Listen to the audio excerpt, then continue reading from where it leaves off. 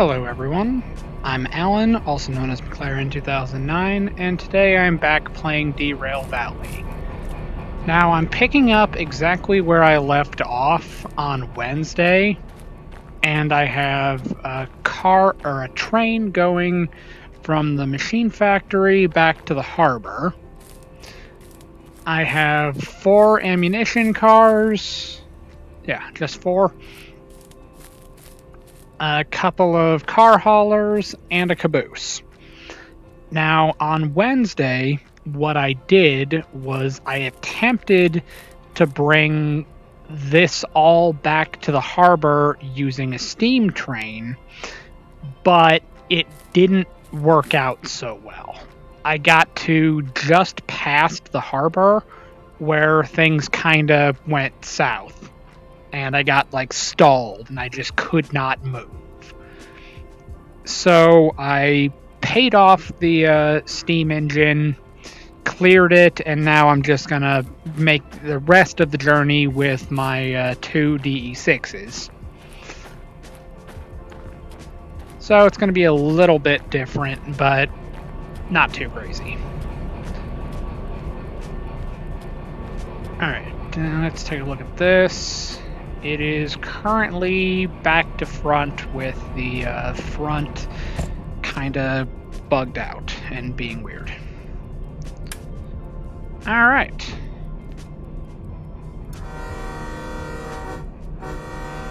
Going uphill.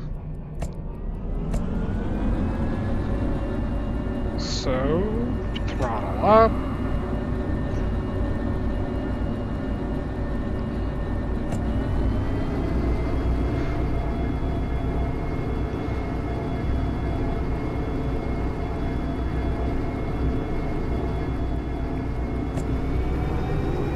Yeah, we're starting out on a hill, so it's a little bit weird. I'd say it's going pretty good. I just got started. Had my, I cleared the steam engine that I failed to use on Wednesday. And now I'm just starting off on a hill with the 2 DE6s that I usually have. Clearly this hill's pretty steep. Gotta throttle up pretty far.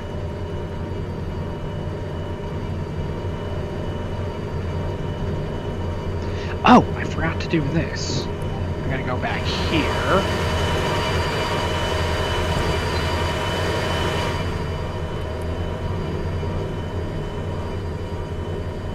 No way.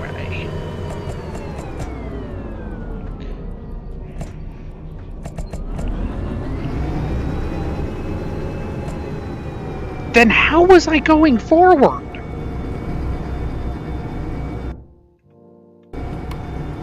No, put that. No. It's all gone wrong. Alright, so, didn't even have the reverser set. Must have been going downhill then? Alright. The tonnage currently got 204. No.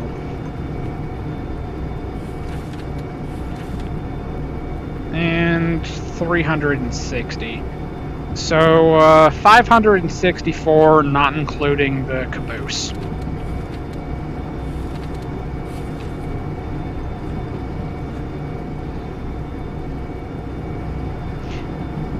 Should have been light comparatively, but I got stuck with the 282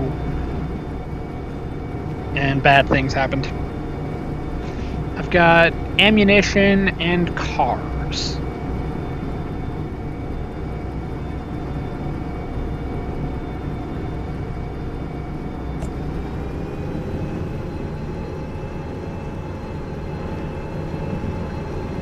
But with something like $2.3 million, I'm not overly worried about it. I'm not overly worried about the operating costs.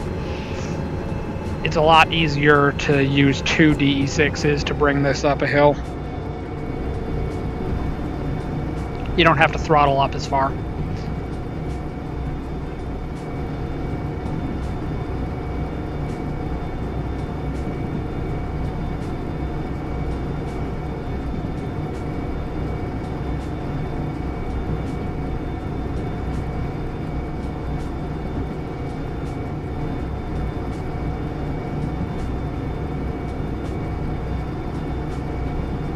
Alright.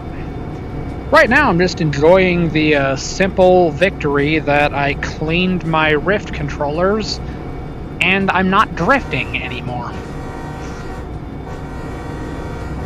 So, progress.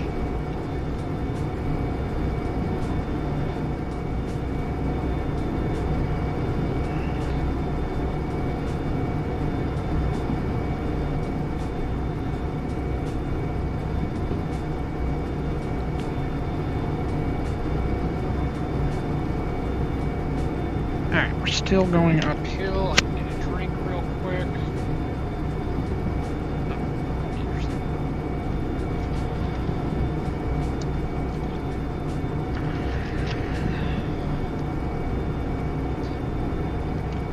I'm using my iPad to run my Twitch stream manager, and the screen hasn't put itself to sleep yet, so I'm curious if it's going to stay on as long as I'm live. That would be kind of cool, but it would also kind of kill the battery.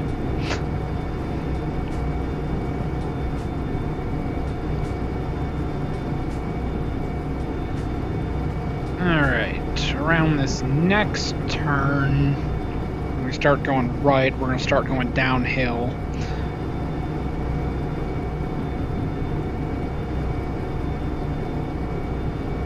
And then it'll pretty much be all downhill all the way back to the harbor.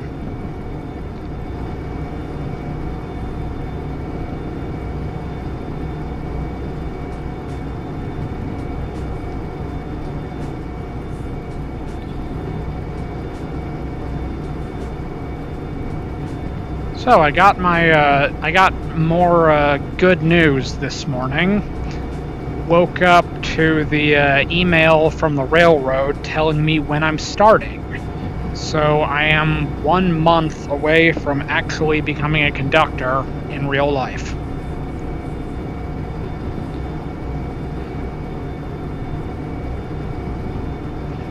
So I'm probably going to go through another burst of playing this obsessively, and I'll also go back to Train Sim World. But instead of continuing my disappointment with the Sharman Hill route, I'll probably go back to doing random jobs on the Horseshoe Curve DLC, because that's where I'm actually going in real life.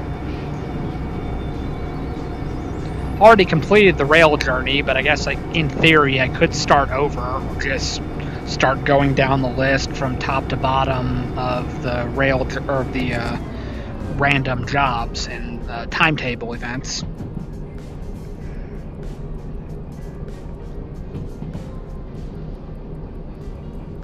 Now it's interesting because here in Derail Valley, and also kind of in Train Sim World, you do the job of both the engineer and the conductor.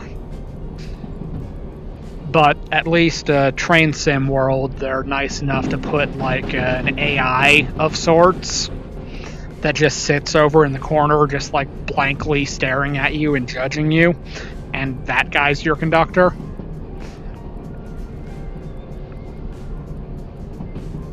So that's the job I'll be doing in real life.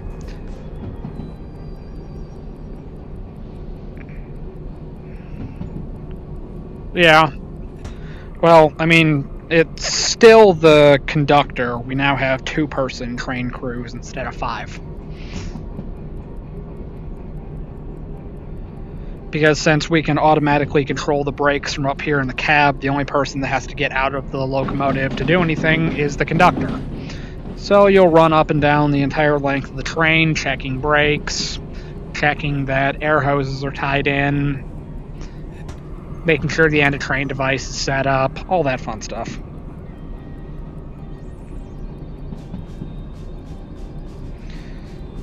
Well, apparently there are some very special places that are trying to switch to one-man crews, and I think that's extremely dangerous, but it's cheaper. Not cheaper if it causes an accident, but yeah, they Yeah, they want to make it so they have less people. Even though you have two people both sitting up in the locomotive, and they both have a brake valve so that they're both alert and watching the rails to make sure nothing happens. They both have the ability to completely stop the train in the event of an emergency. Narrowing that down to one person means that there's only one person that can get distracted, and now the train derailed and blew up Ohio.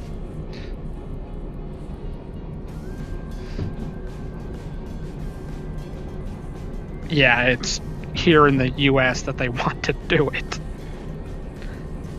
I disagree wholeheartedly, but that's just me. Luckily, it sounds like most of the railroad unions are on the side of keeping two-person crews. It's just the people that are kind of greedy and looking for money, like executive types, that want to do it.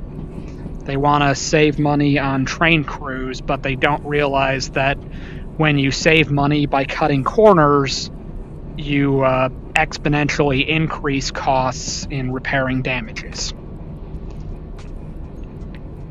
But that's a thing for another day. Don't cut corners, safety first.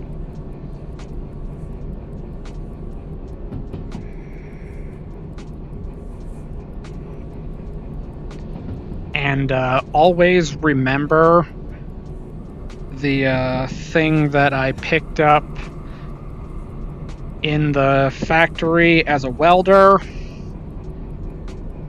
If you do everything, if you take your time, do it slow and do it right. It may take a little longer to do it right, but you don't realize that if you do it wrong, we still have to fix it and make it right. And it takes significantly longer to rip out a terrible weld and redo it than it would have taken to just do it right in the first time.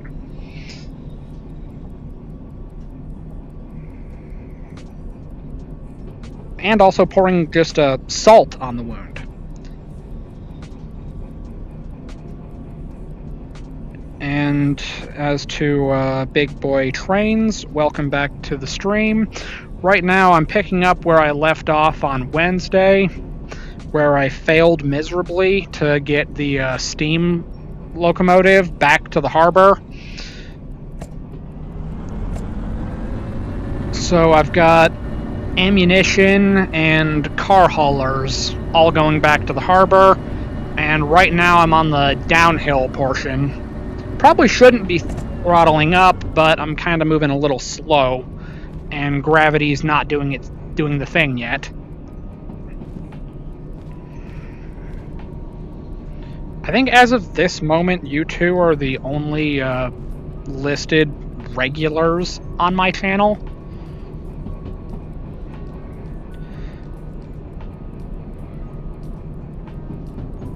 Although I did notice last night, Sean, when you were playing Derail Valley, I looked at the community tab up in the users in chat thing, and I think there are like maybe 4 channels that kind of like lurk on everybody that's playing Derail Valley. They've never spoken in chat, but they're the only people that have as many channel loyalty points as the chat bots.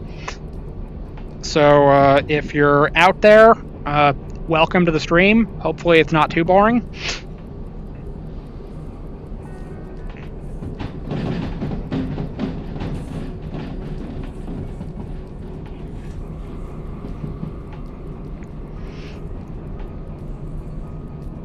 And the random frame drop is because we're spawning in the things at the harbor.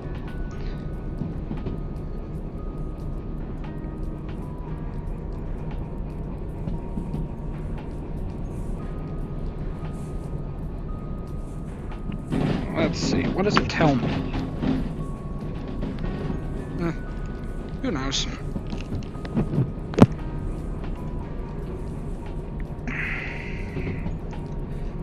Somehow, I don't understand what the thing is showing me on the Streamlabs panel. Like, it's saying I've got 2 viewers, and then when I get to the end of my stream, I'll find out that there have been like 14 viewers, and it's just like, okay. Maybe it's showing the average. Who knows? But yeah, we're currently holding steady at about 30 clicks. So, we're gonna make it. But the thing is, I'm gonna have to stop on this curve over here so that I can disconnect from the car haulers so I can back those into the military, back the ammunition into the military base. I really got to be careful around here because I had a abrupt string line derailment on like this exact curve one time a few weeks back.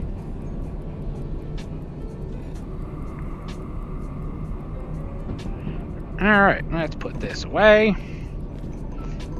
Let's grab the remote.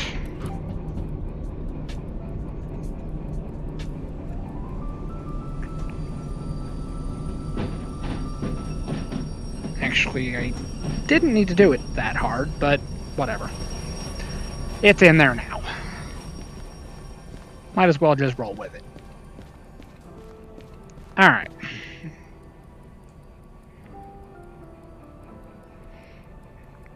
Yeah, that sounds about right.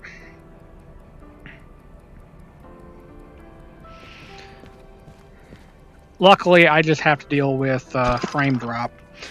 Although apparently I gotta keep a close eye on my stream because when I transfer the video over to YouTube, apparently my last stream was like 480p and it just stayed at that.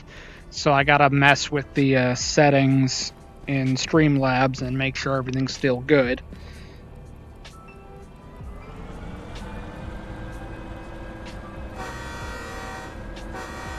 And then that thing I did right there, I let the air out of the tanks to activate the brakes because until the simulator update comes out, the brakes kind of act like spring brakes, even though that's not how they work.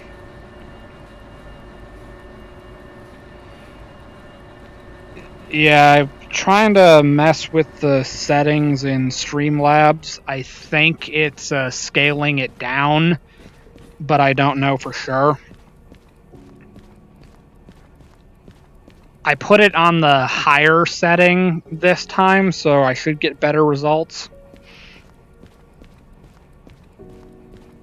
But it'll be kind of hard to notice it because I'm playing in VR and the resolution's a little rough anyway.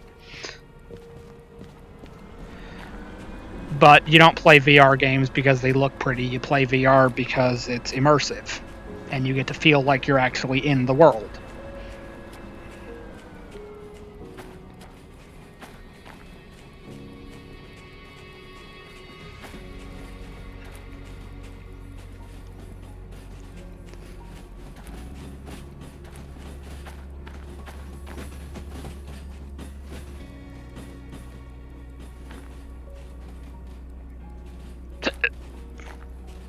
Nope, train brake, independent brake.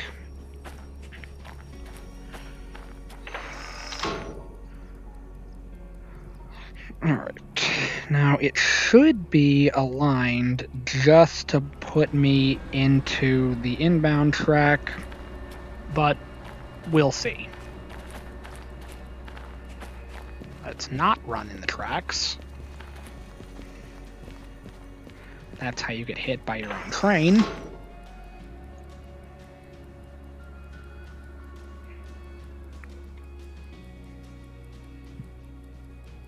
Yeah, that is an option.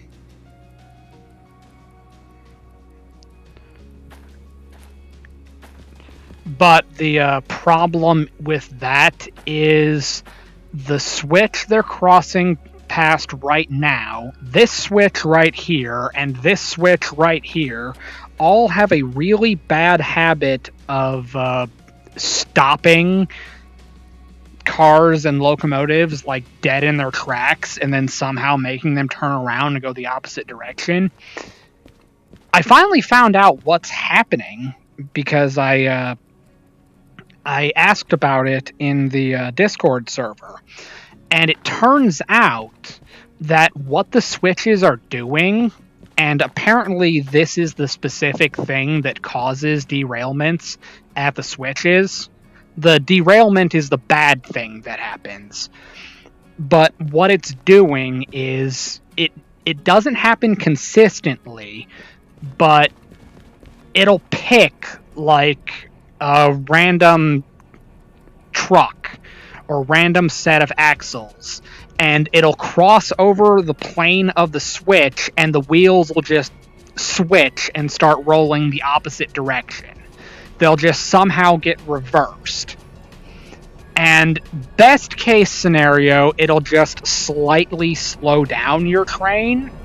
Worst case scenario is it will not just slow down, it will actually pop up, destroy the train car, and then kind of in the middle is it'll slow down and start going in the opposite direction. Like right now, I'm going 8 kilometers an hour backwards. It might just randomly decide, I think I'm going to go 3 kilometers an hour forward. And it happens so much that I finally got around to asking about it on the Discord server, and they responded back saying that, yeah, it's a very common problem, specifically with the switches, and it's absolutely getting fixed in Simulator. So I don't have to worry about it. Well, we won't have to worry about it anymore after Simulator. Oh, it's happened to me tons of times. In fact, if you look at the clips that I have saved on my Twitch channel, there's one... I forget which one it's called. It's the surprise derailment here at the harbor. Had a string line derailment.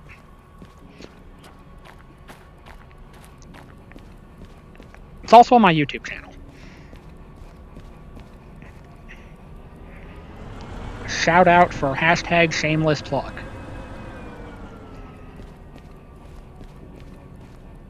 But in about another 5 minutes, give or take, the Nightbot should be doing the shameless plug for me.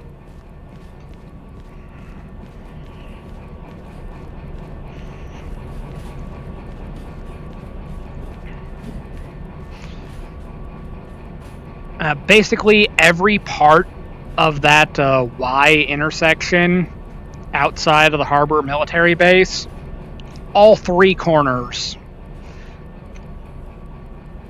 really hate me specifically.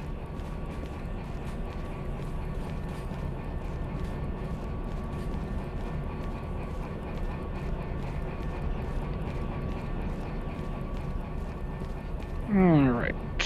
Let's set the train brake, set the independent. And let's go right here.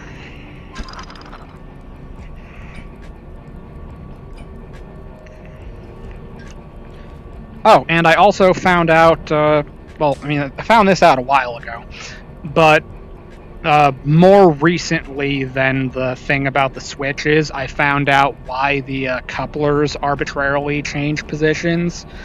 It turns out it's essentially not tracked as long as one is coupled to the other, it's tightened down and the air hoses are connected, the game knows that it's properly coupled. So when you go out of visible range, the coupling system literally despawns to save frames. And when you walk close enough to see it again, it respawns the couplers and they'll just be in whatever position the game sees fit to put it in. It doesn't actually keep track of what position you set it in.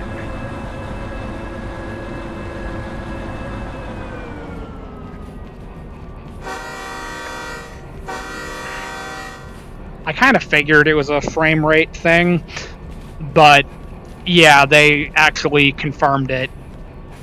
It despawns the couplers so it doesn't blow up your computer. And the game just knows that it's coupled. Alright, let's go over here. I need this.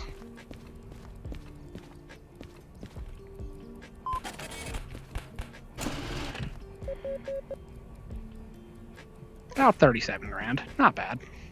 It's only supposed to take 42 minutes. Took 115. We don't do speed here. Yeah, those do look pretty cool. But I kind of like the... it's gonna sound weird, but I kind of like the gameplay mechanic of using the chain and hook coupler, and there you could actually see exactly what I was talking about, how the hoses and couplers spawned in.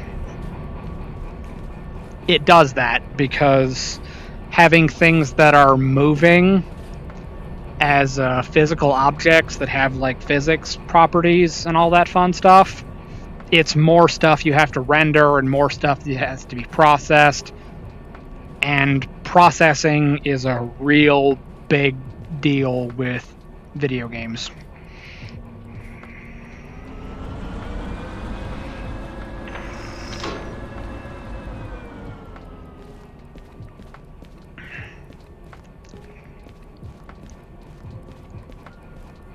And the funny thing is, my only real experience with it comes from making 3D models for use with my 3D printers.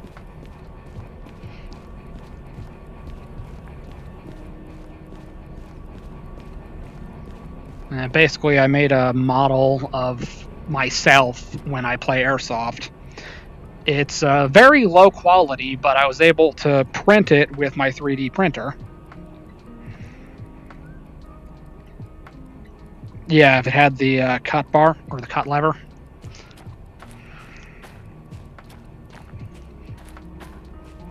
And just the fact that these have the buffer springs on the back is why I would prefer to just keep with the default coupling system. Yeah, it's a little bit of a hassle that you can't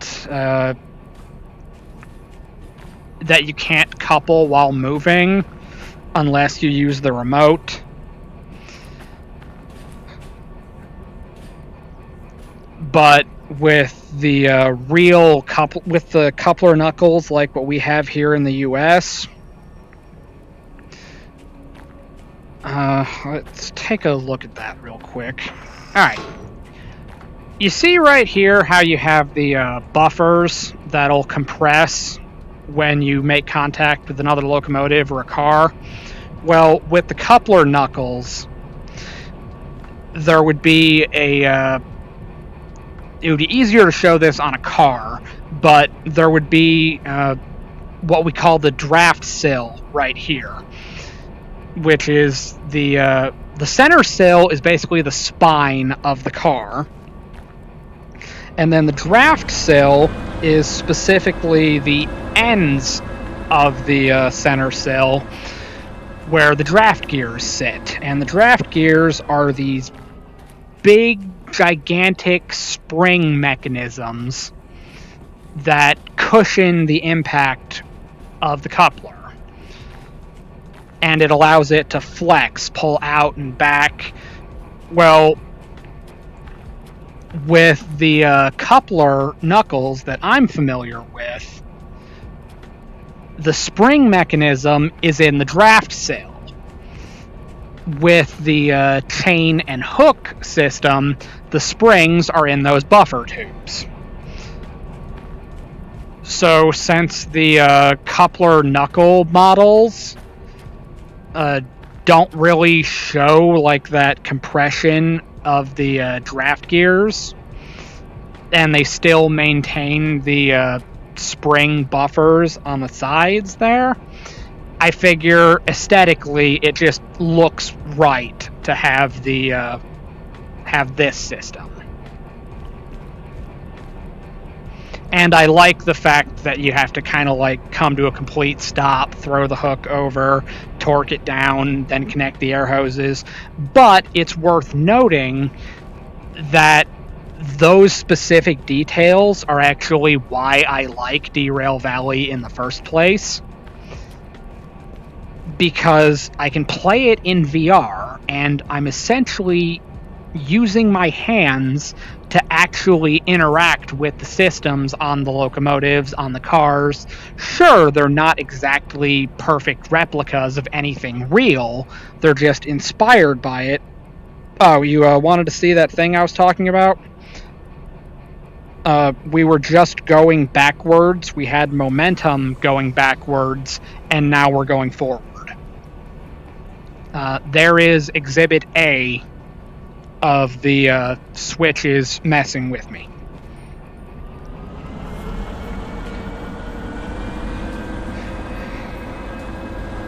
And it's actually going to make it really good that I parked so far away, because I gotta rush through this speed bump and hope I don't build up too much speed to slam into the car haulers back there.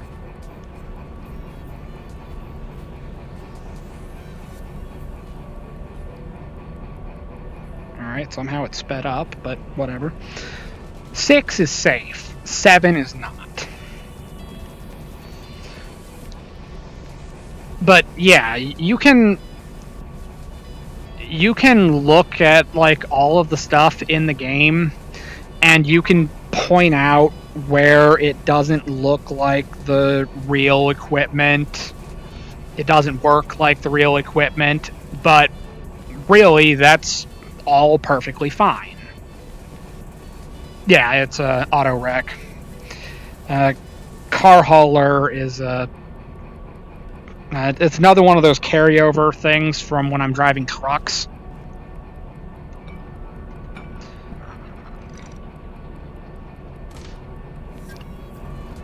Because my experience is with trucks specifically, I'll say and do a lot of things that are mostly derived from that.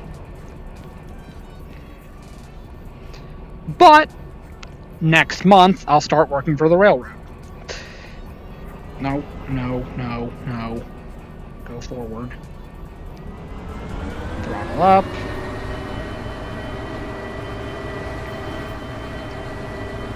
Although, I will say that the cars like this that I've seen in real life aren't open like this. The ones that I've seen are enclosed, but they kind of look like box cars, but with roller doors on the sides. These look closer to the trailers that you see on trucks, but slightly different. Oh, and there it's doing it again. Gotta speed up, because somehow it's gonna start... Oh boy. I'm gonna take a step back.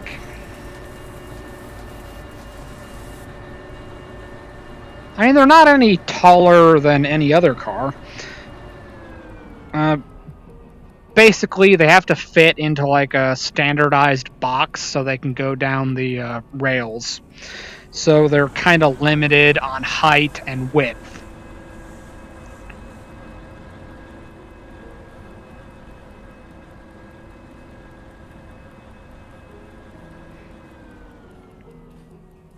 All right. Now we got to go over here, and they're going to C2I. Let's just grab this, slap that down there. But we're going to do something slightly different. We're going to back it into C2I. But in order to do that, I'm going to dump off my caboose over here. I could just clear it like I normally do, but nah, we're going to go the extra mile and put in some work this time. All right, so that's going left.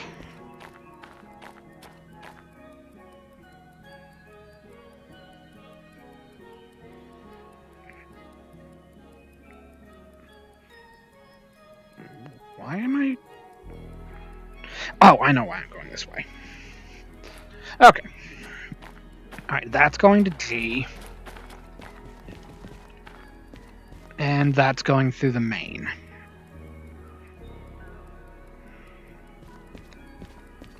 Alright, 1 second. Let's see what's going on Discord. Yeah. That's exactly the thing I was thinking of. I think most of them... Yep, right there in the corner. It's made by TTX. It appears TTX makes most of the auto racks. And then they're just leased to the railroad.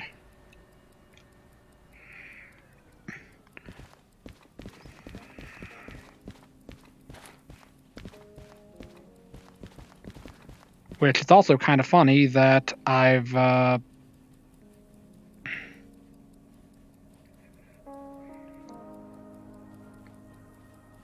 mean, they're pretty good size.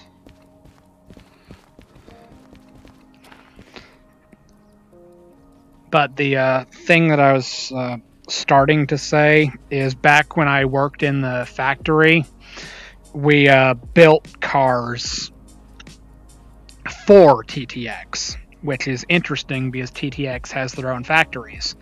But we were building general purpose hopper cars. Basically stuff you could just, like, it's a rolling dumpster. You can just throw anything in it.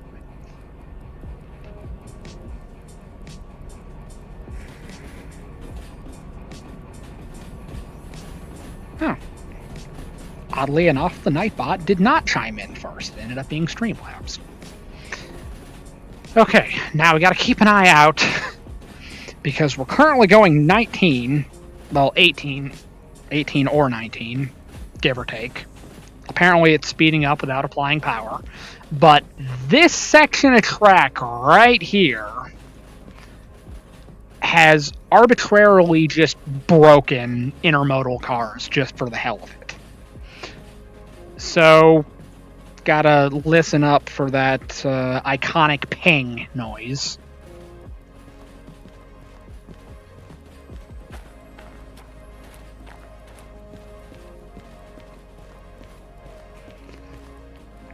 Yeah, for not playing a modded game and just playing it in the base game, I find a lot of the bugs.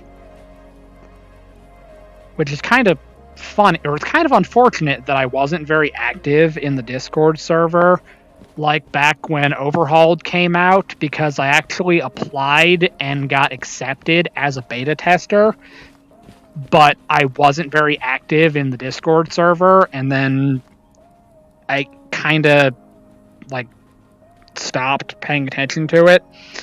And I think I might have left the Discord server at one point, so I don't have the beta tester role anymore.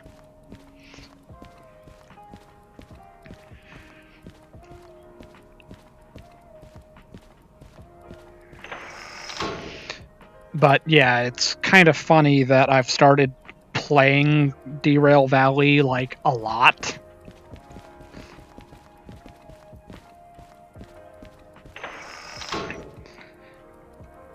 And now that I have started playing it so much, I've actually gotten more involved in the Discord server.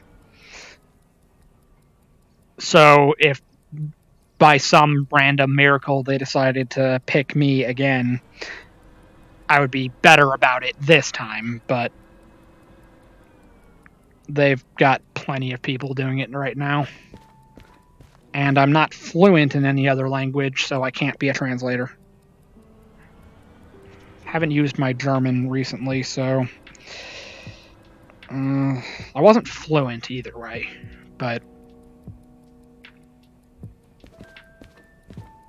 I did flip the switch, right?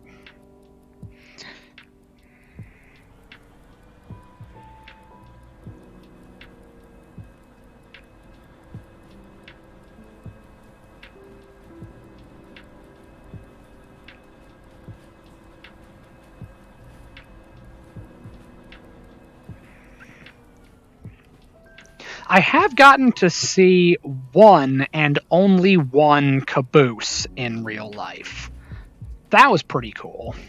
It was like some manager at the factory's like passion project, some kind of like side gig. Like one just came in and we needed to like touch up the paint or something. They only had a handful of people working on it, but nevertheless, I still saw it in the yard when I was going to my position. So that was pretty cool. And I didn't even think they used cabooses anymore. Well, it turns out a couple of select specialized industries do still have them.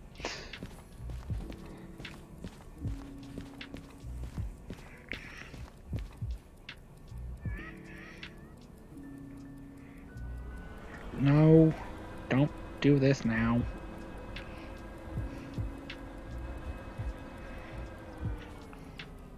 Oh, and there's not even a buffer. Oh, no, it's right there. It's about to be concerned for a second there.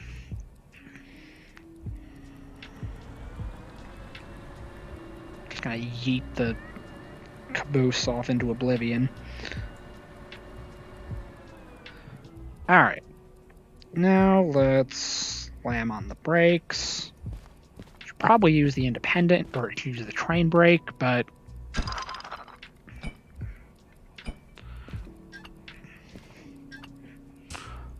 I need to get up here.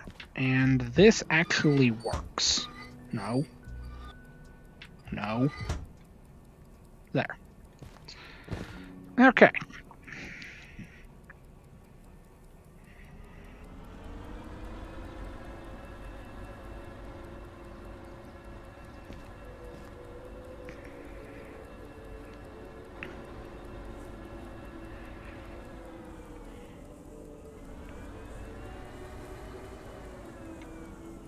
Alright.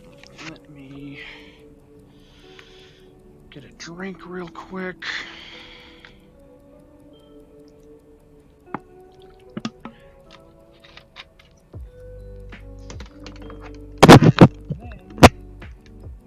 After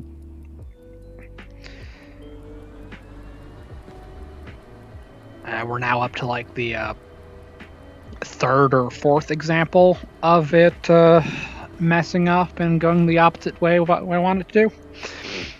But after we get these backed up onto the C track, I'll go over and check out what jobs sound appealing at the moment. And I'll get an idea of what I want to do next. I can leave this switch aligned to back to the caboose.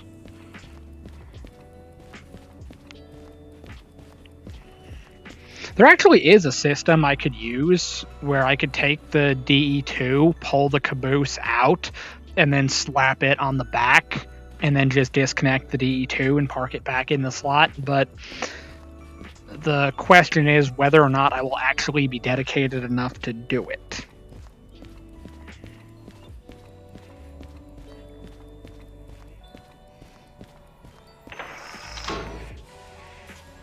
Alright. So throttle up, kick off the independent, and we go this way. And I need to flip this switch right here. I need this switch over here.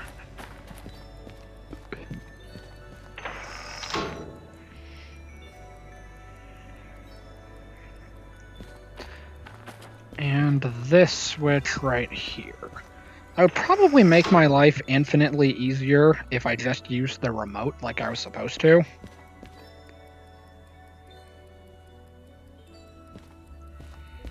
Huh.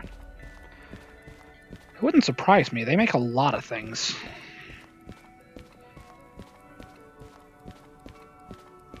The modding community is surprisingly very active. Let's see, what do we got? Yep, that looks about right.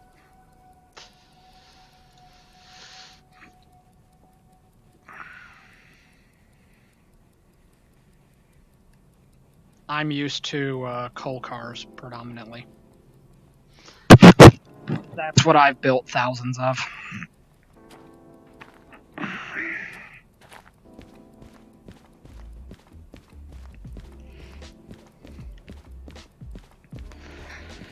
Alright, speed up.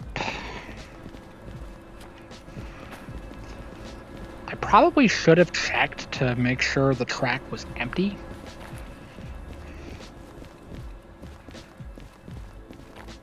It is. No one cares.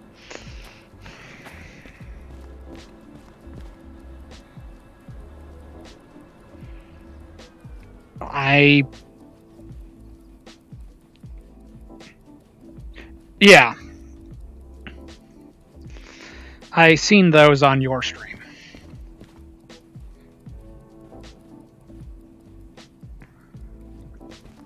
Alright, my locomotive is right there. It's in the loop, so we can change this switch back to the E track.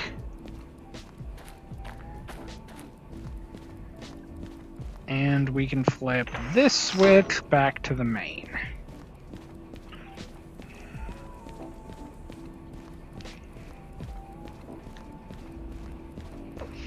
When I do the coal missions in Train Sim World, specifically the Horseshoe Curve ones, and you see the big gray Norfolk Southern gondola cars, every time I see those, I'm just like, I literally worked on thousands of these. And then I can look at the model in the game and go over to the back corner and be like, there's supposed to be a little white sticker right here on the right-hand side that says Freight Car America, Roanoke, Virginia, but it's not in the model in the game. But that might partially be because Dovetail Games doesn't care.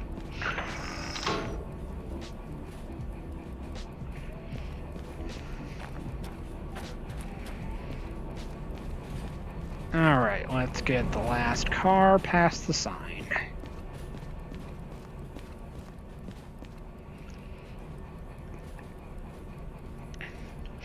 It's really cool to look at the cars in this game, though. Just from the perspective of I used to work on cars.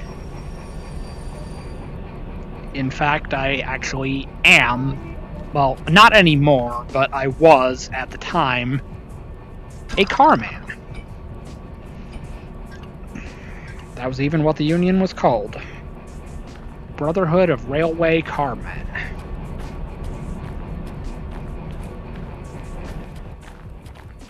Alright, let's go turn this in.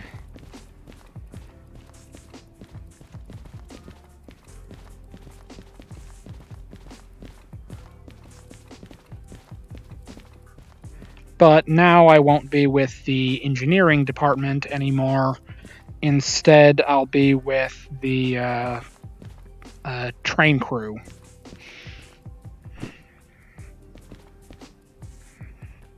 still a union job, just a different union job.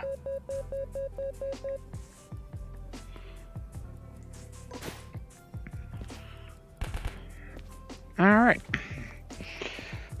And we'll deal with that in a second after we get these filled back up. I did actually disconnect them, right?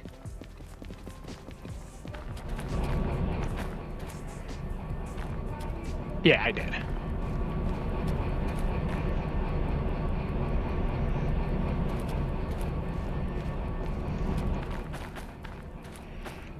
Okay. Go forward. Kick off the independent. And realign this switch back with the loading track.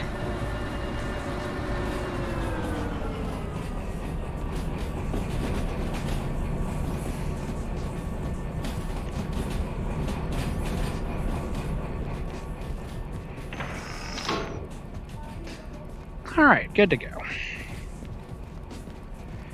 Yes, I do, but I haven't played it for like a long time.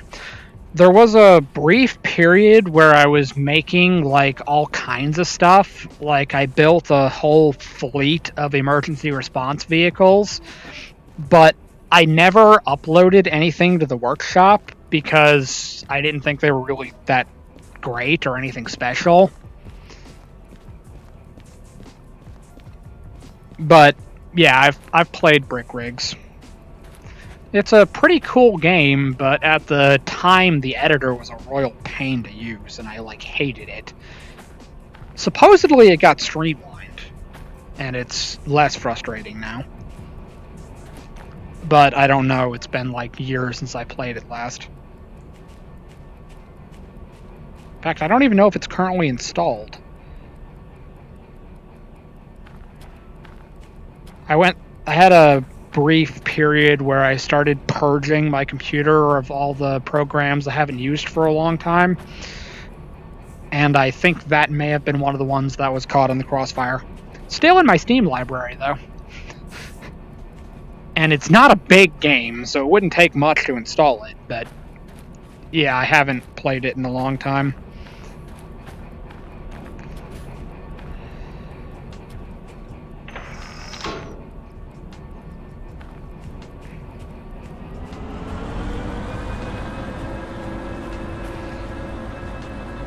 Although there are some specific things about Brick Rigs that I'm really curious about, like when they did the update where they brought in boats and water physics, I wanted to check that out and see what it was like, but I never got around to it.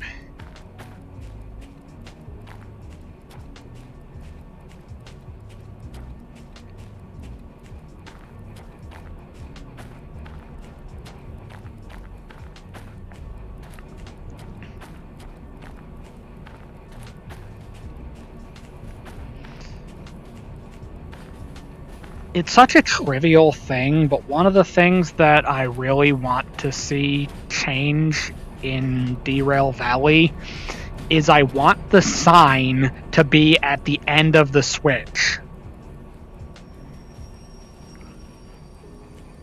It's so weird when you don't have the remote and you're trying to get past the switch.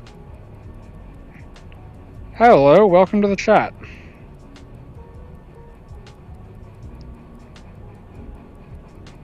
Yes. Yes, actually, I am one of those people. I would imagine I'm not the only Marine that plays Stormworks, though.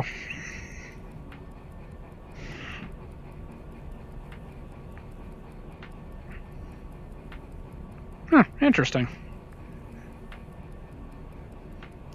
Did they send the stream or the or one of the videos of one of my systems?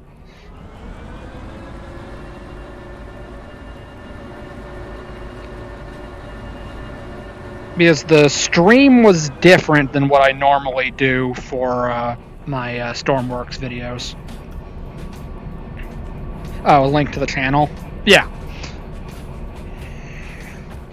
Yeah, I've so far played Stormworks once on stream. I wanted to build a new avionics system, and I accomplished it. And it took less time than I thought it would. And then I ended up closing out the stream by just messing around with random vehicles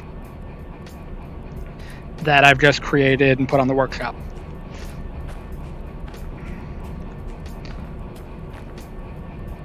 Although, considering how well that stream went, I probably will play Stormworks more often on this channel.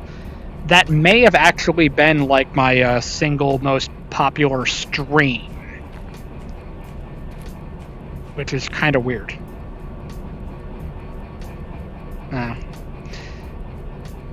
Yeah, I've had the game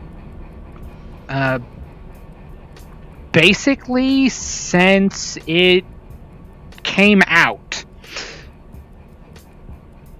Like, I remember back when it's like I remember back before advanced vehicles were a thing.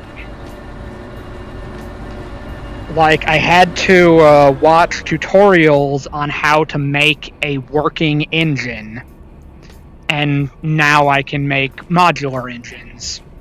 And I've uploaded hundreds of things to the workshop. Now, my stuff doesn't quite look comparable to what you might call the master builders on, like, the Stormworks Discord server, but all of my stuff does its job, and it does it pretty well, in my opinion, as bold as that is to say.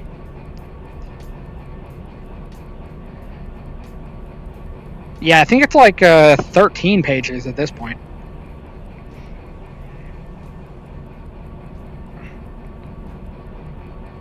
I make submarines that fly.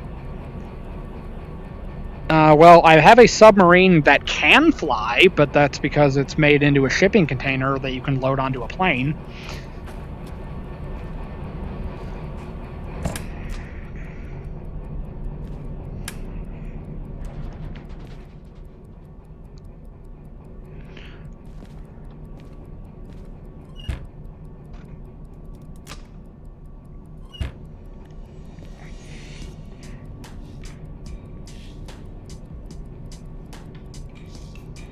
Yeah, that is one way to do it. Alright, let's face the reality real quick.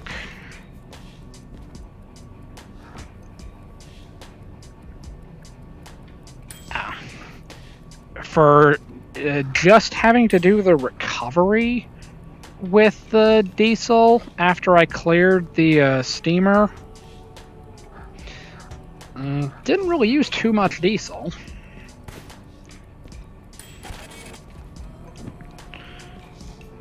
Alright, 5,800.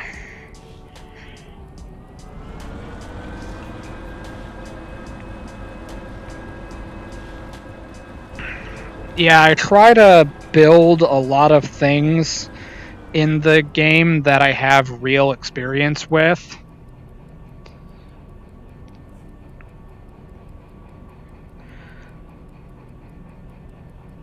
The hardest part of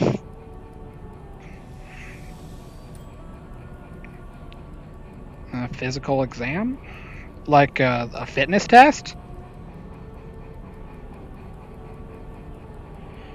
Well, the only... Oh, yeah. Well, there are two different fitness tests. You have your normal physical fitness test, or PFT, that's pull-ups, crunches, and a 3-mile run. Then we have the combat fitness test, or CFT, and that is an 880-meter sprint,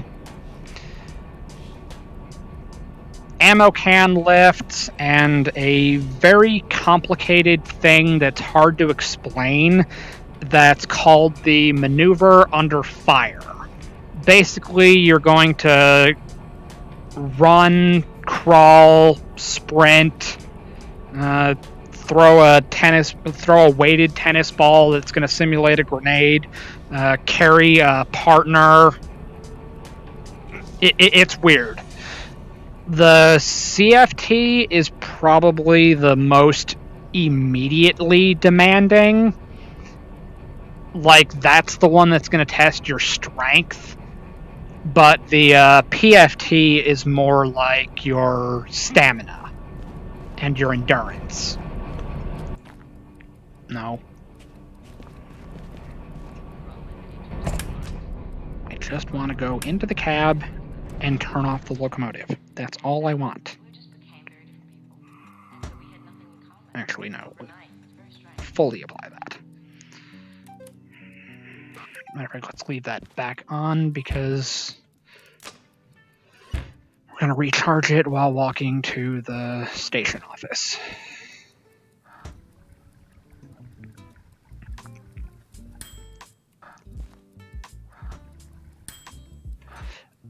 Now, I was in the air wing specifically, so those are just like the standard things that every Marine has to do.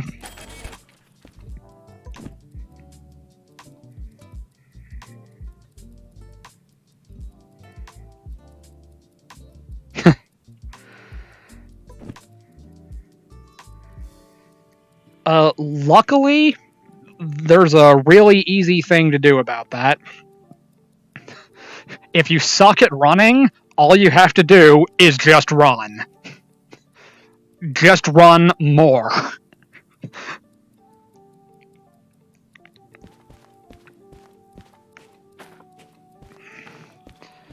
The only thing you can do to get better at running is just run. As dumb as that's going to sound.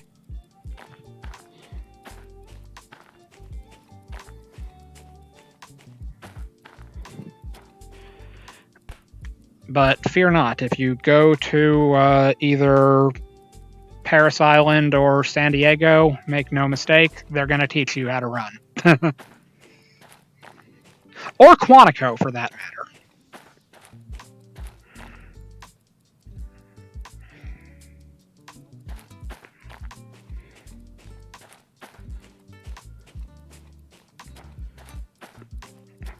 If you're of the persuasion that you want to be an officer.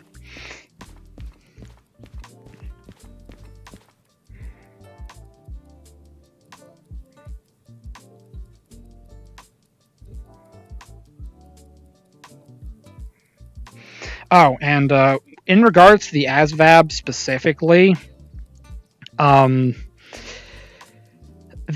practice test is harder than the real test. So if you do really good on the practice test, you'll probably do really good on the real one.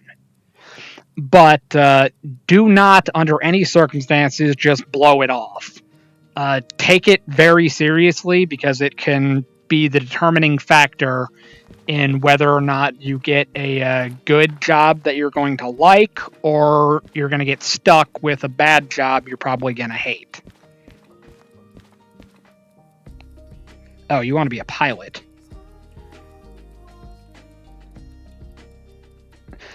There are going to be a few more tests. I was enlisted, but in my time in the ROTC program, when I went to college the first time,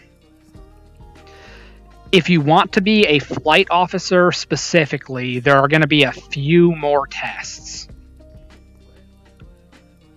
There might be a harder physical test, like in addition to the regular PFT and CFT, but there are absolutely going to be 2, maybe 3 written tests before you can class up as a flight officer.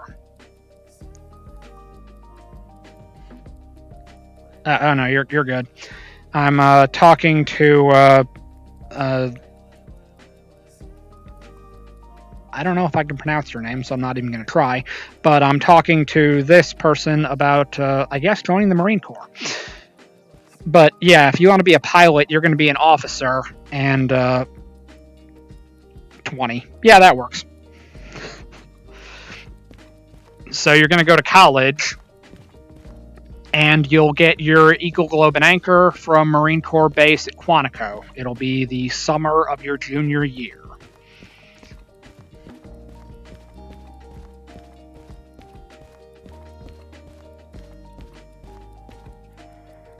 You'll go to Virginia.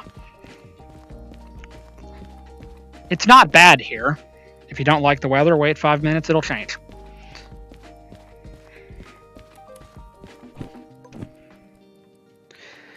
I had 2 MOSs. My primary MOS, the thing that I actually went to school for, I was a 6483, which is an intermediate level aviation and electronics technician. My official job title, I was a communication, navigation, cryptographic systems, and deceptive electronic countermeasure technician. Basically, I fixed radios that come out of planes, which is why I built so many radio things in Stormworks, because that's literally what my background is. And then my secondary MOS that I got in my last year before I actually got out, I was an 8056, hazardous materials non-commissioned officer.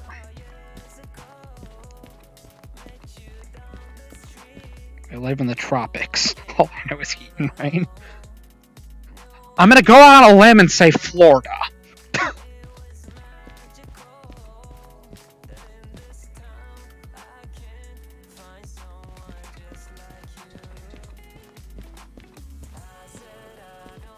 Alright, what sounds like a good job?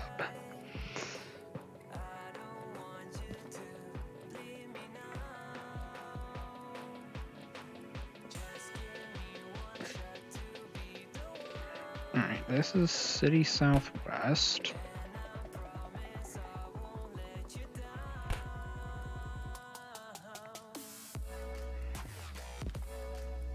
I really don't want to go to the food factory. I'm just not feeling it. Puerto Rico? No, I have not.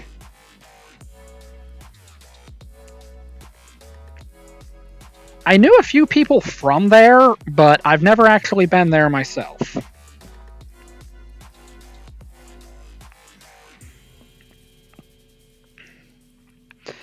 The farthest south in the US I've been is just the Florida Panhandle. I live there, please get me out.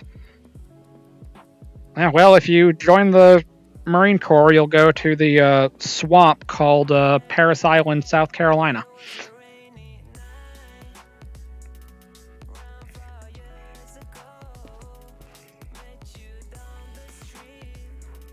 Mostly because you're east of the Mississippi River.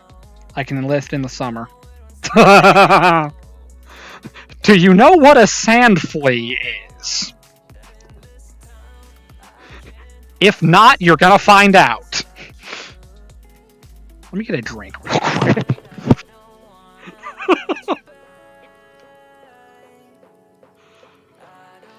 Specifically during the summer, the sand fleas are awake and very active.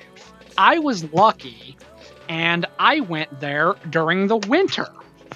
I was there from October until January. The sand fleas are hibernating then, and they're still chewing on.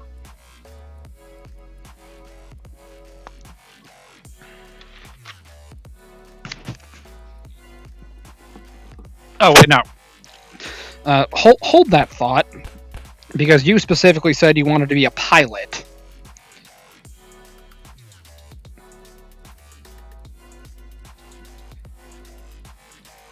Wait, if you're enlisting in the summer, so you're not going directly to college to the ROTC program. You're going to do enlisted to officer. Oh, you're going to have a really hard road ahead of you.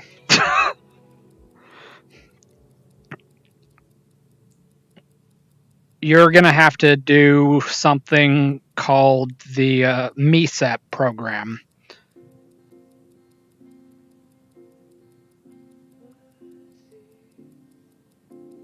Ah, okay. Yeah, that'll do it.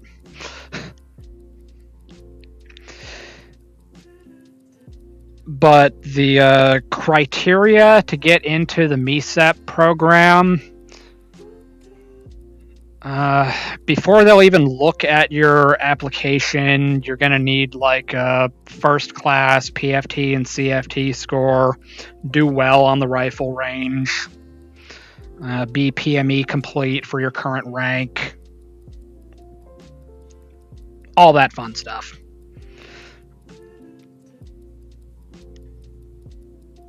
But the really cool thing about the MESEP program and the guys that I know that have gone through it, if you get accepted into the program, you are still an active duty Marine. It's just your duty station is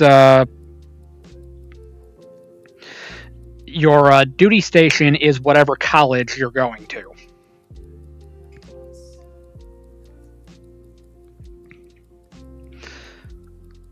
So that's actually really cool.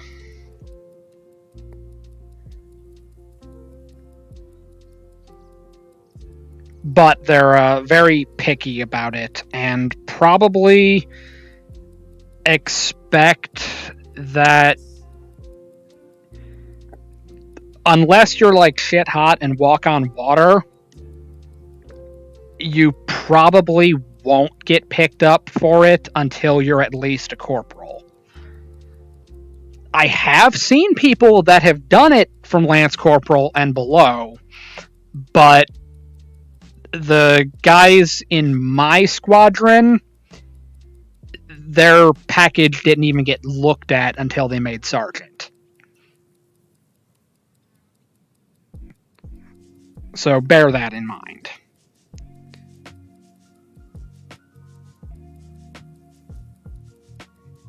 Well, I mean, you'll be studying at boot camp. In fact, I could go off on a wild tangent about that specifically, but that'll be a...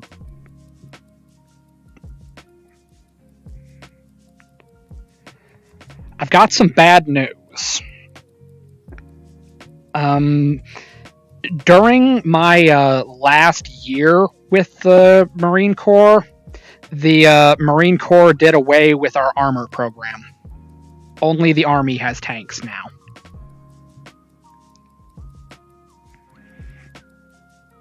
I was actually kind of sad about it because I went to boot camp with some guys that are tankers, but I guess we don't have tanks anymore.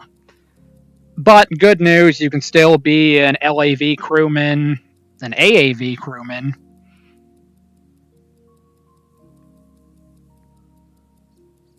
We still have those.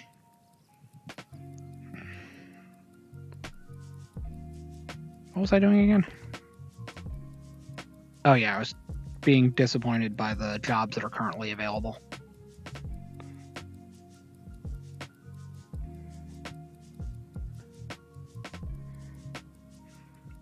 There's just not a whole lot going anywhere I want to go.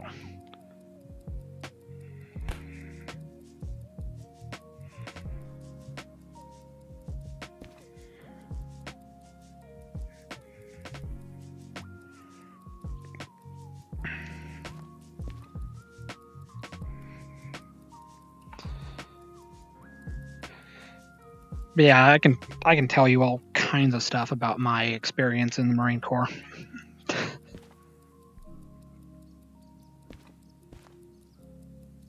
I even know some. Actually, I don't know if I can definitively say that anymore. They may have gotten out. I used to know. Dear God. 31 messages were deleted by a moderator.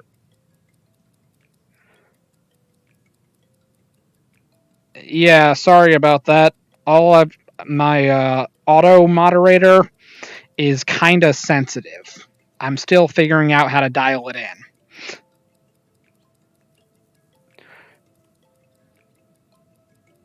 Yeah, it's kind of sensitive. Sorry.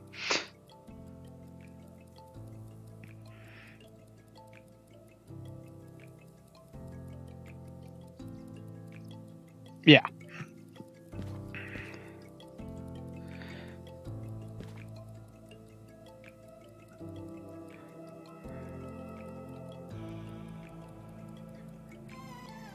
Yeah, sorry about that.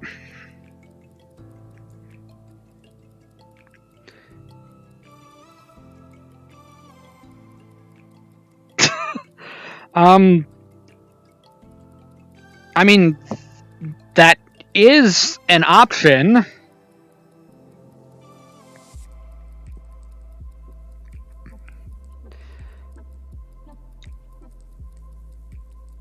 I don't know too much about it. Like, for instance, one of the guys that was in my shop, he was a staff sergeant in my MOS. Probably the fastest runner I've ever seen. I'm pretty sure he still has the record at the squadron for the fastest 3 mile time. Dude lives to run. And he went from the Marine Corps to the Army, but he went into the warrant officer program so that he could fly helicopters.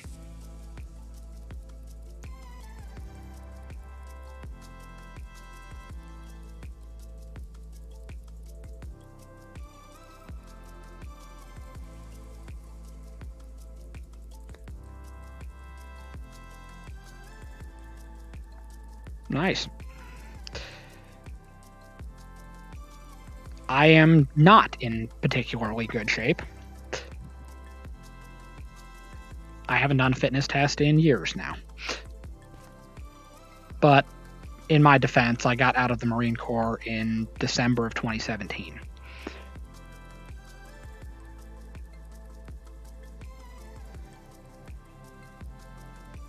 I am not built for speed.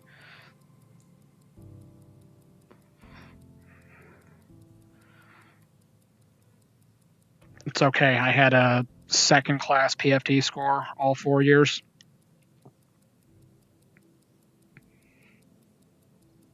I was never the strongest or fastest, but I was always pretty good at my job.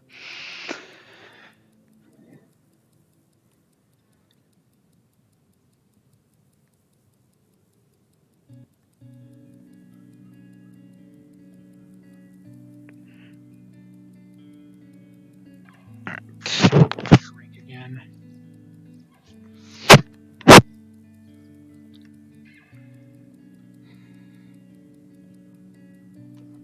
Oh, what's going on in Discord now? Okay, it's not that.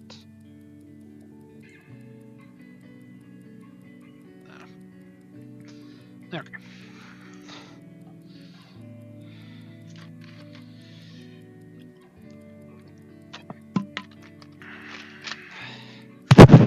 Like, what do you mean by worried about? Like something you're going to struggle with? A specific knowledge base?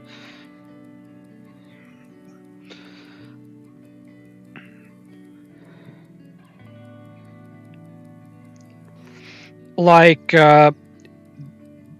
before you enlist, before you actually sign your contract and you get your ship date, you're going to have to do what's called the initial strength test. Presumably, your recruiters already told you about it. It's essentially half of the PFT. You have to do pull ups, crunches, and a 1.5 mile run. After you get in,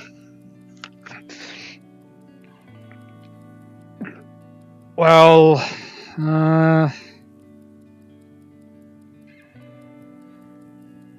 after you get out of training and you get to your actual unit in the fleet,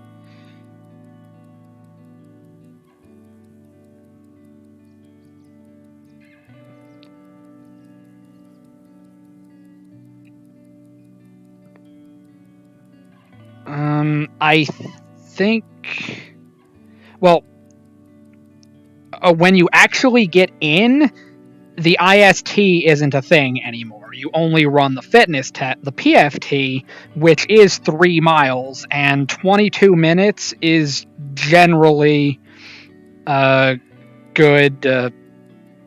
I mean, it's not great, but it's a decent run time if you can max out pull-ups and crunches. Yes, fleet. That's kind of like the that's the thing that we say in the Marine Corps. Since the Marines are essentially naval-based infantry, we use the same terminology that the Navy does. So when you get to your actual unit, you are said to be in the fleet. The FMF, Fleet Marine Force.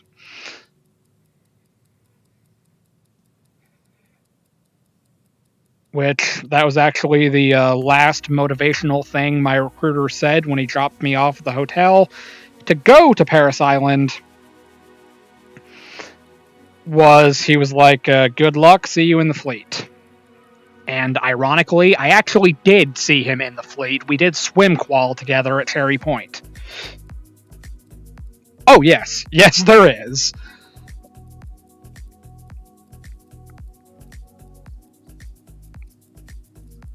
It's actually not a stupid question because there is there's a bit of a catch. There is a very well stocked or well supplied gym if you go to a ship, but in the waves, it is not recommended that you try doing like your max set on the ship, because you're going to be, say you're doing like a bench press and then you go over like a wave and now the bar's getting like thrown into your throat. It's not a good time. Exercise with caution on the ship.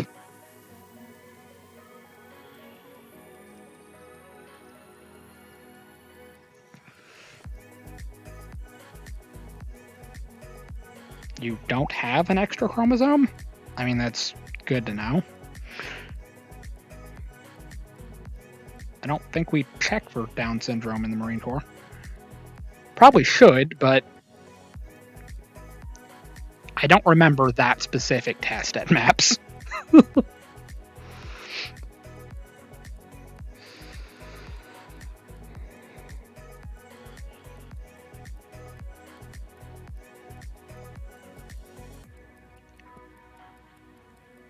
Nah, sorry, I guess I got confused and didn't understand what you were referring to. That's probably my mistake.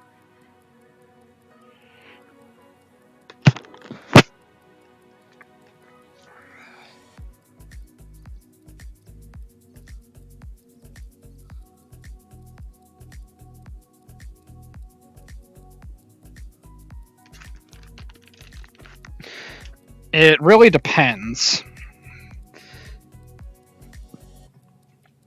Like, I was with the 31st Marine Expeditionary Unit. I went to Iwakuni, Japan, and then when we decided that the Mew was actually going to go out to sea, I went to Okinawa, got aboard LHD 6, the USS Bonhomme Richard. We were at sea for 3 months, and we made port 4 times.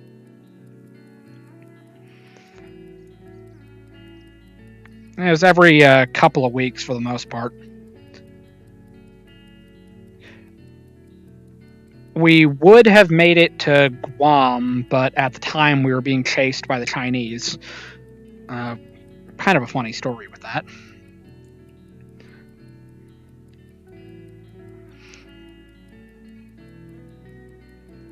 Alright. these are... No. These are hazmat, and they pay pretty well. And they're both going to the goods factory. Alright, 238, 108, 119. Alright, cool.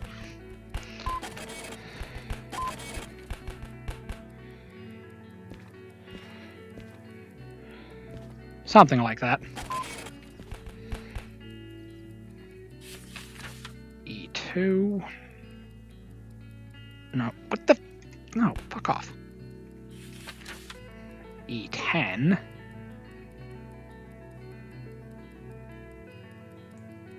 Alright, this is probably going to be the last... What the... No!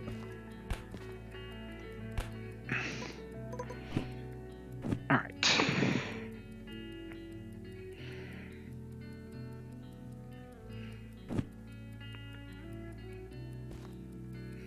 I don't know how that got messed up.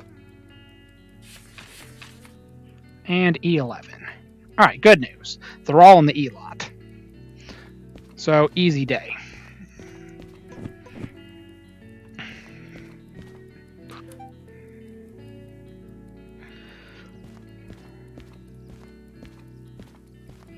I've been to Hong Kong, the Philippines, and Singapore.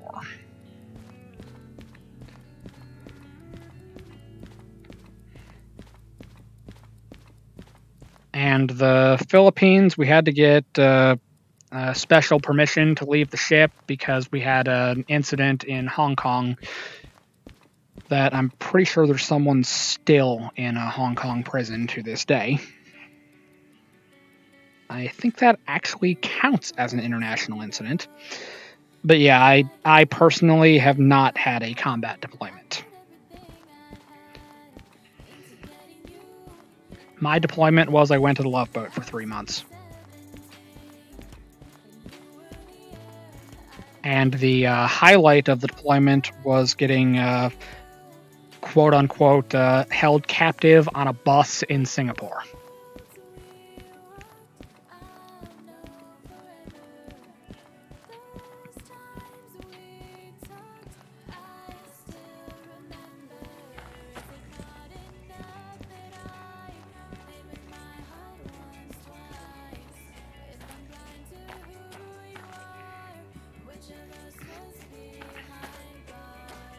However, the infantry guys did do a really big, joint training exercise with the Filipino Marine Corps.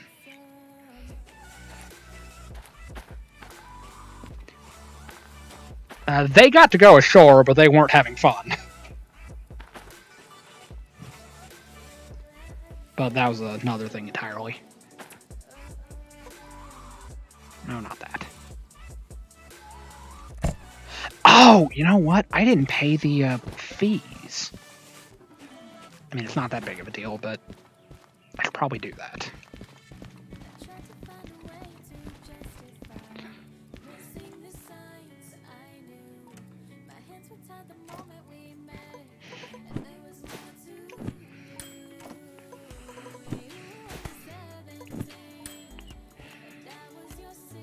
Alright, good to go.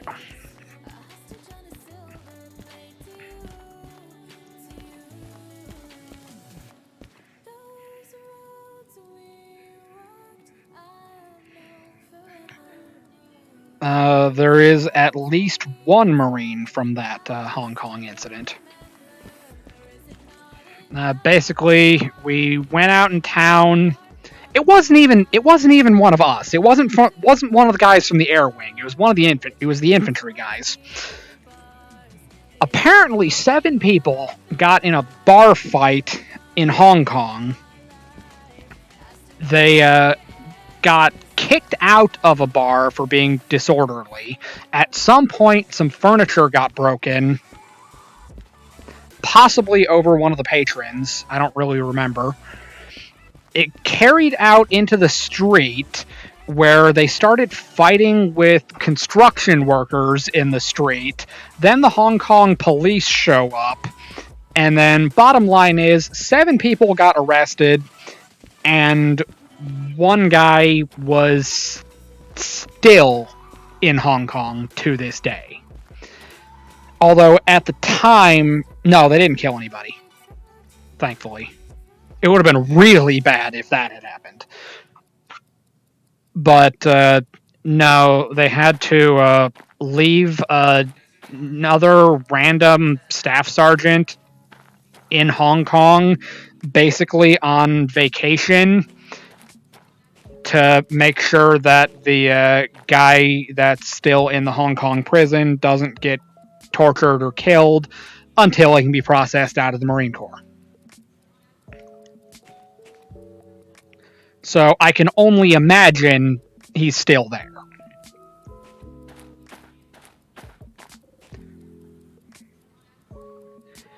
Yeah, when you go to another country, they're going to give you this long, drawn-out briefing that basically boils down to, you're not in Kansas anymore.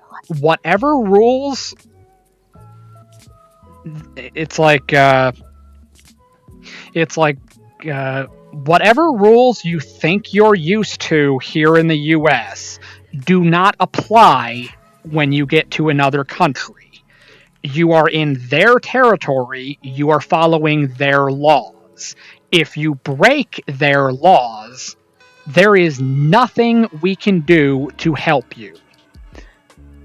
Maybe there's a slim chance that if the president calls the leader of that country, the president might be able to help you, but that's not guaranteed, and I said might be able to help you.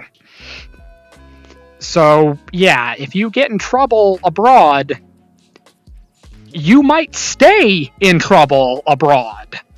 And if you do something too extreme, it becomes an international incident. And then you're going to be on the news, and not for a good reason.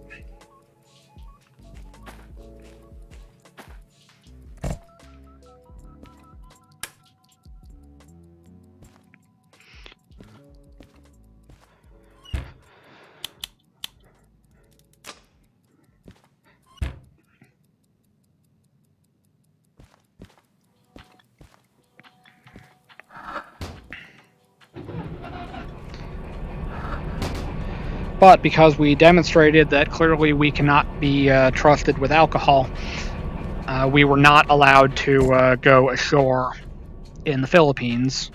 Well, the 11 people in my specific detachment were allowed to, but our staff sergeant had to pretty much beg and plead with the sergeant major to allow us off the ship to get soap and razor blades.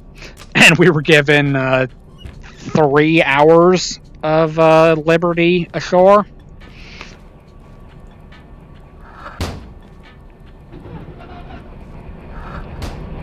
And it's also part of the reason why the Philippines is not a place I would be excited to go again. It was just weird.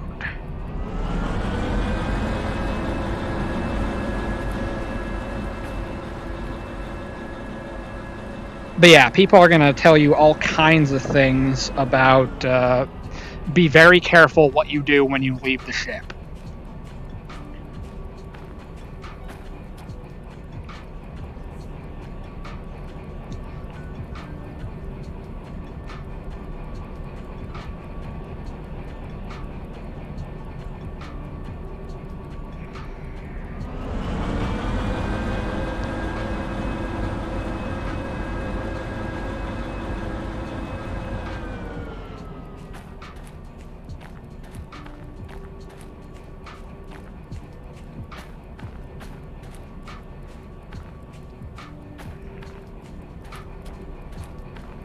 Alright, now we're going to improperly use...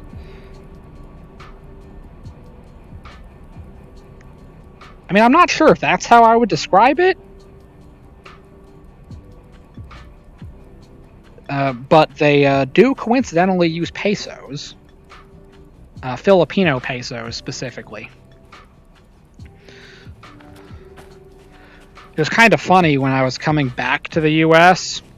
We had to do our customs declaration before we got back to Hawaii, and they give you this form where they ask you, do you have $50,000 or more in cash on your person? And I was jokingly like, it's like I was joking that I've got 50,000 of something, but it's worth about $10.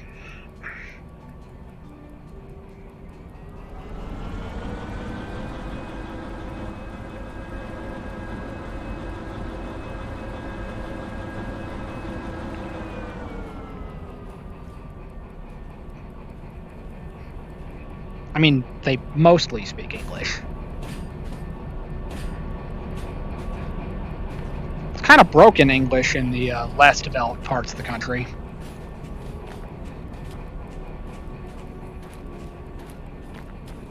It is actually a very nice place.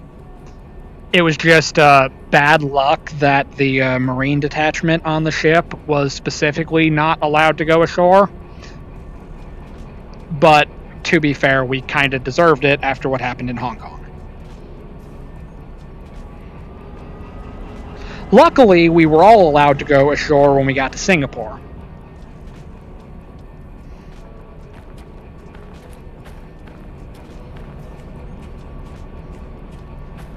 I really liked Singapore.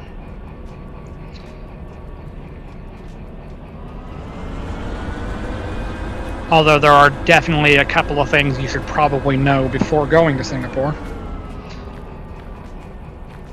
There are a lot of things that we're okay with here in the US that will not fly over there, and you may end up in jail.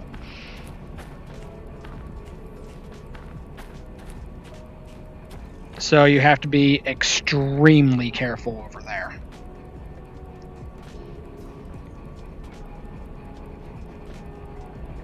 Oh, my Spanish is atrocious.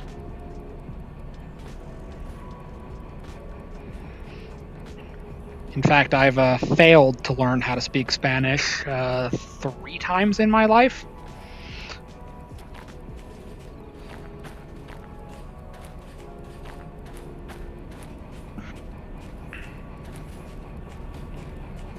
I was better with German.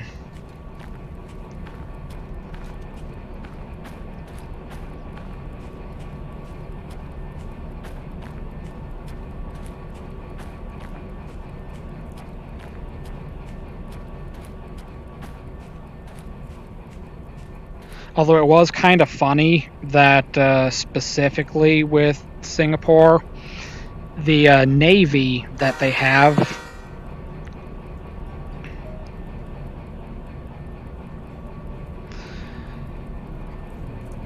when you're walking through the naval base to get to the buses to take you out into town, you go past the ships that belong to the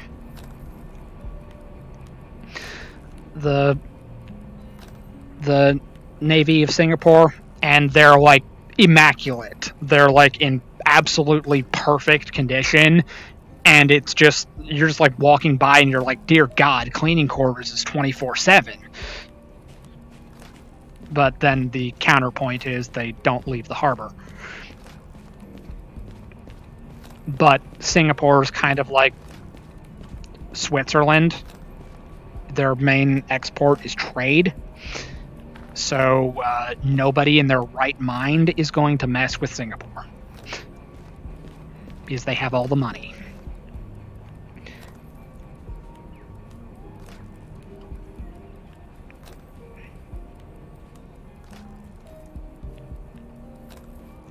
Yeah, fair enough.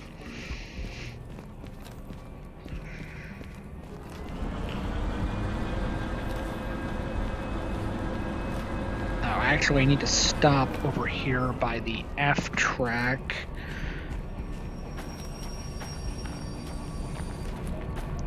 Because I need to figure out which ones are heavy.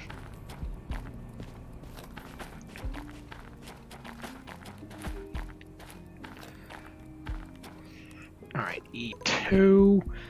E11, and E10. Oh, okay.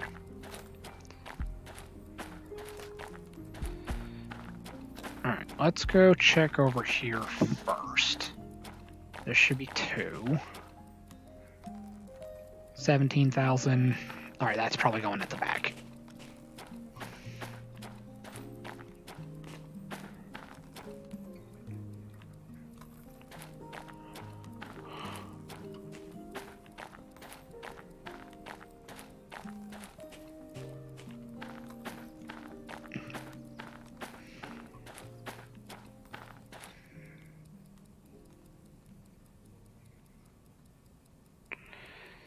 I have not heard about that.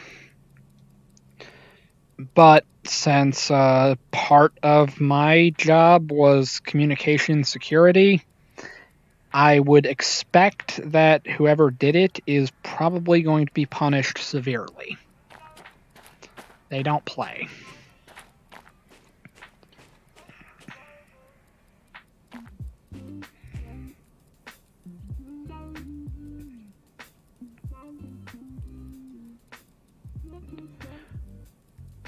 Oh yeah, these are way heavier. That is 33,000.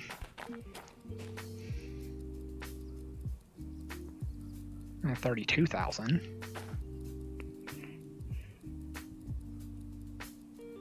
Oh, no, I'm stupid. That's 42,000. Math is hard. War Thunder.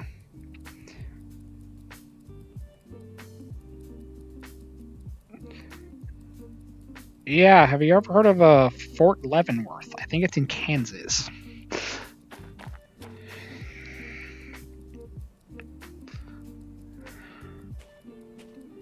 If they're military, they're going to find out where that place is real soon.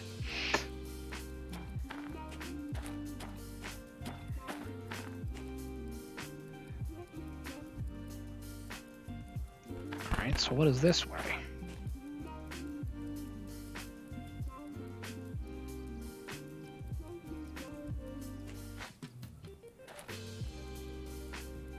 Alright, so in the grand scheme of things, it doesn't matter a whole lot.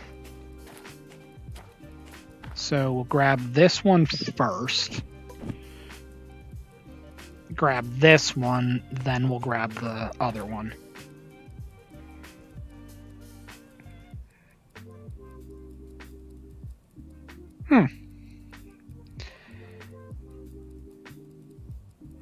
Yeah, they're going to have a really bad time. Don't do that.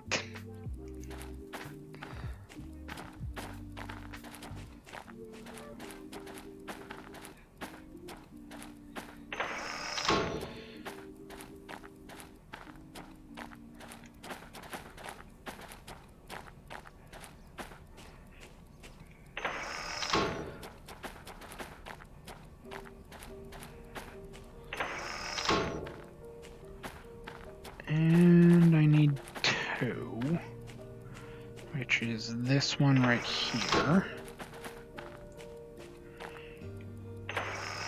Okay, good to go. So let's throttle up.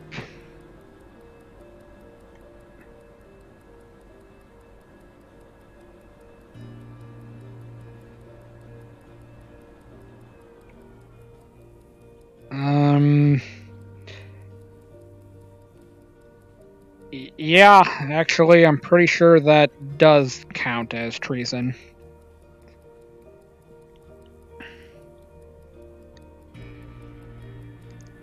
Because they leaked it to someone, so in theory, they leaked it to someone who would be considered our enemy, potentially. So, yeah, you still potentially get executed for that.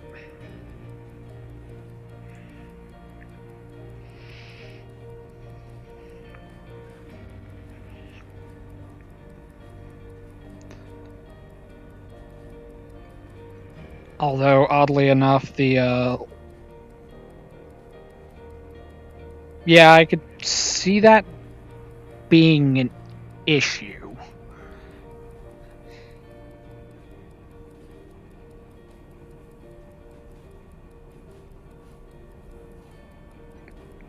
Although it would also depend on the severity of the type of information, if the type of information leaked. If it's stuff that most people already know, you might just go to prison. But if you leak something that causes someone else to die because of it, don't expect to live long.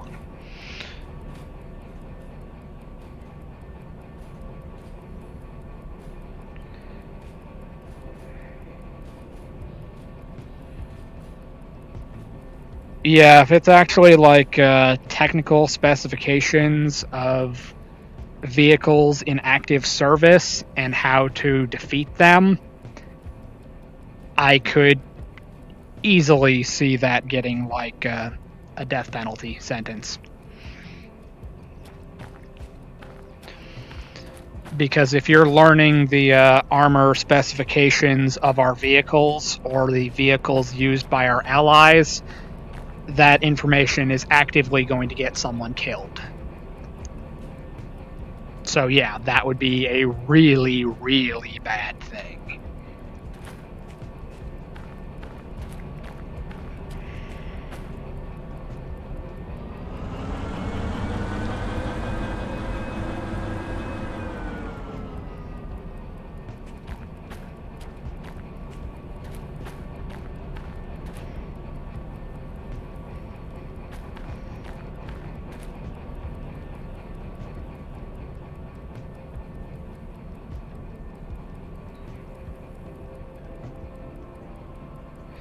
I have played War Thunder before. It's not currently installed on my computer, but I used my flight stick and I was doing some flying missions in it.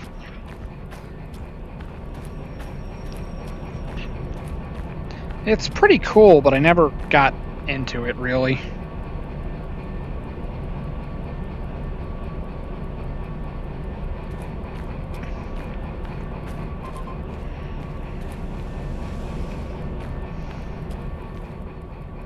Okay.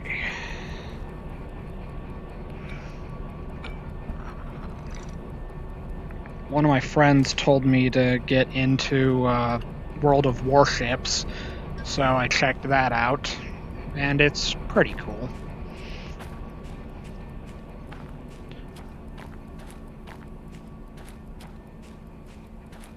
Pretty much the only one that I never really got into was DCS World. There's not anything wrong with it, it just wasn't fun.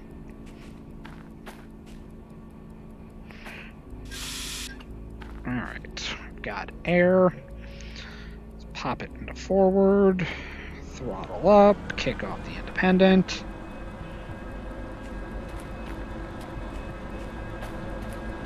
And I actually need to be over here because the switch is on this side. Yeah, I can kind of understand that.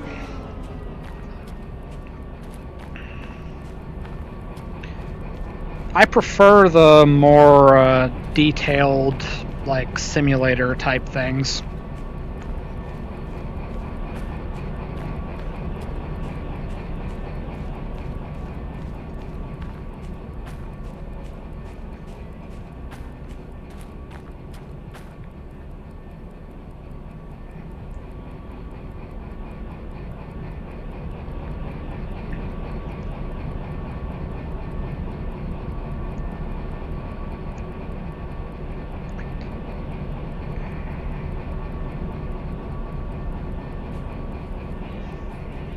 Oh yeah, I've done that before.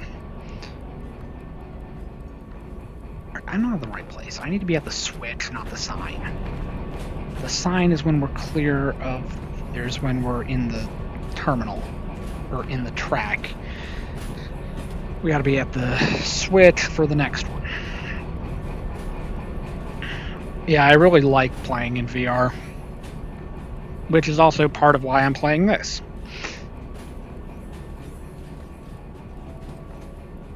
Because this is probably one of the easiest games to play in VR because it doesn't cause motion sickness. I can just do this literally for like hours and have no problems. But to this date, there's only been one VR game that has actually made me throw up, and that was Boneworks near the end of the campaign.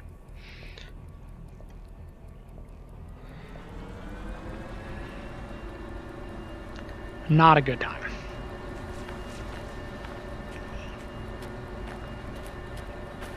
No, no, no. Going way too fast with spicy cargo.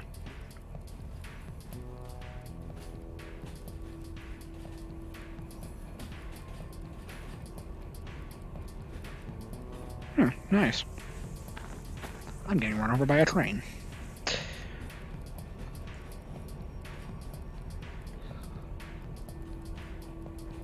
And this is cryohydrogen. So, very, very sensitive explosive.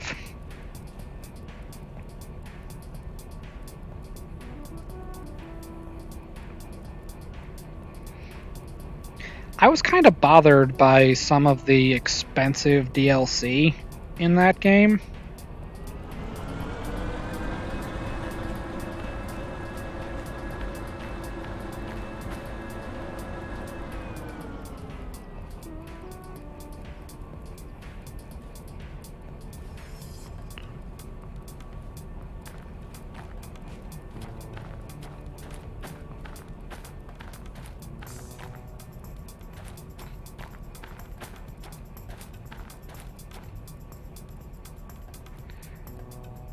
Yeah, that's just crazy to me. And it's really crazy because, like, one of my favorite planes would be the A6 Intruder and the EA6B Prowler. They put the Intruder into War Thunder for like $60, and then you see people that are playing with it, and then you're like, why did they put... It's like, how did you put a gun on it? Why does it have missiles? Like, it has neither of those things. What the fuck are you doing? Simulator my ass.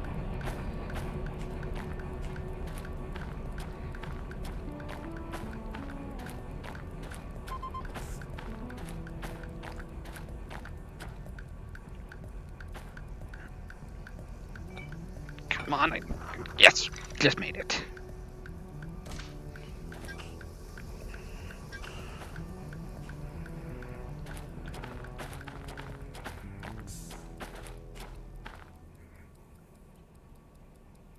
Alright, should be 3 and 82. Okay, good to go. And this is sodium hydroxide. A very strong base. Although this is kind of upsetting because the corrosive placard is white. Why is it yellow?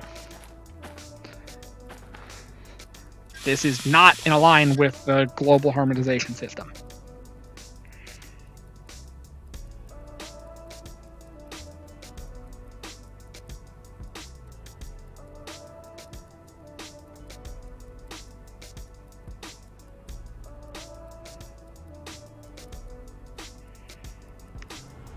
Yeah, something like that.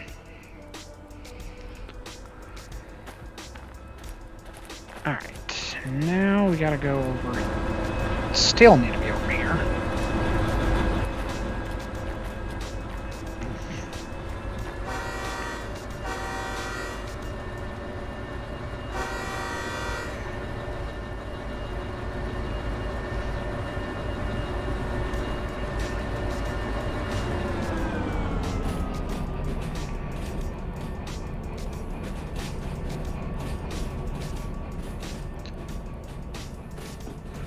Yeah, I'm weird. I'm perfectly content playing with train simulators for now.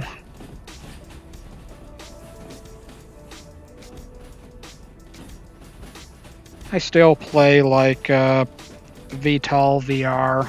I like that one. And there's a couple of other simulators that are pretty cool.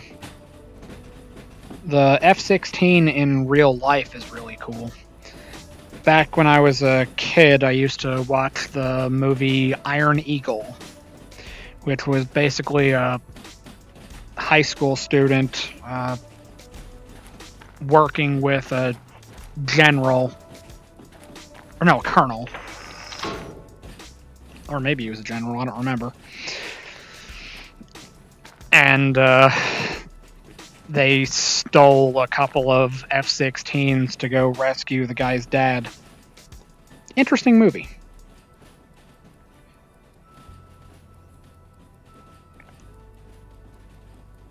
I've mostly seen surface ships.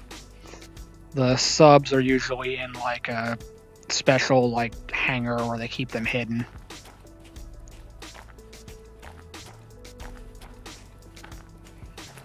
And even though we have thermal imaging, they still only launch under the cover of darkness.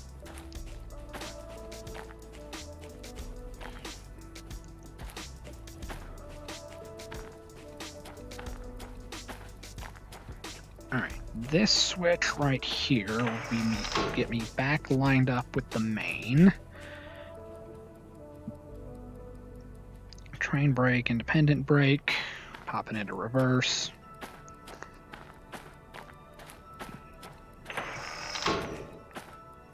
Alright, knock off the train brake, let it build up air pressure.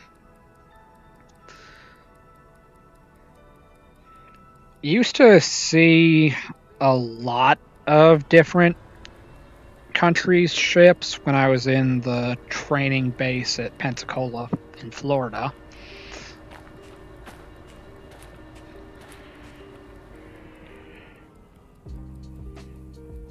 I want to say the guys that were training with us were Egyptian.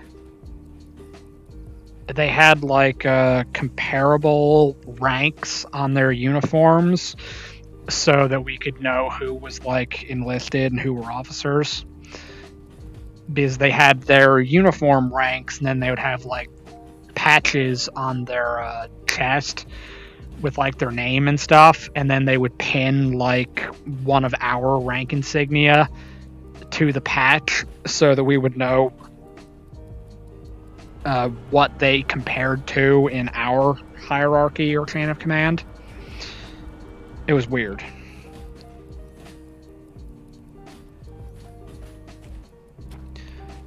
And then in real life, I was on an LHD. And from the LHD, I seen the LPD, which was our sister ship in the battle group with us. I seen the destroyers, the supply ships.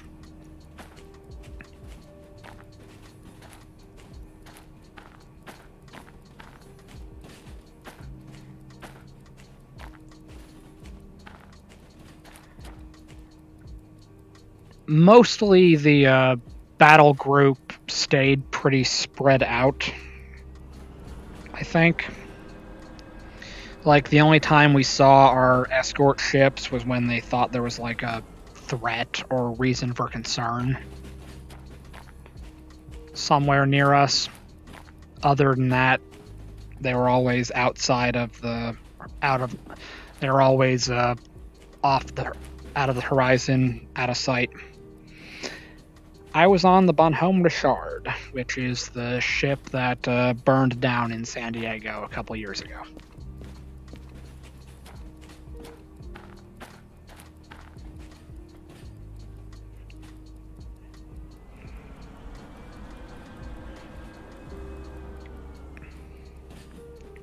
Kind of sad, actually. I liked that ship. Had more fun on the ship than I did on the Japanese mainland, that's for sure. That's mostly because I didn't like the people in my shop. But that's another thing for another day.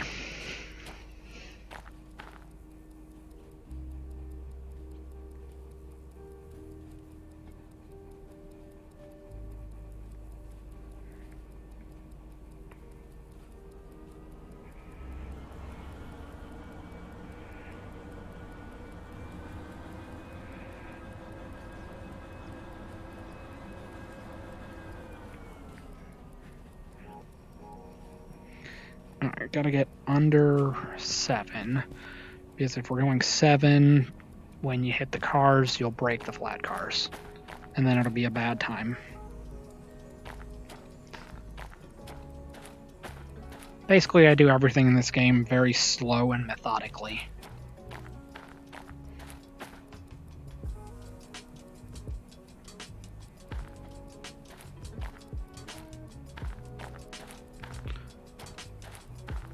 Even though this game is very far from anything that you might consider like realistic,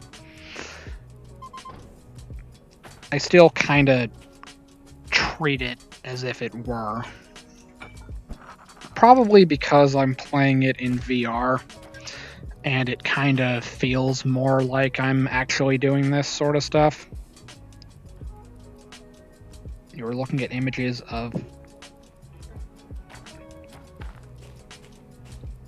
Oh, yeah.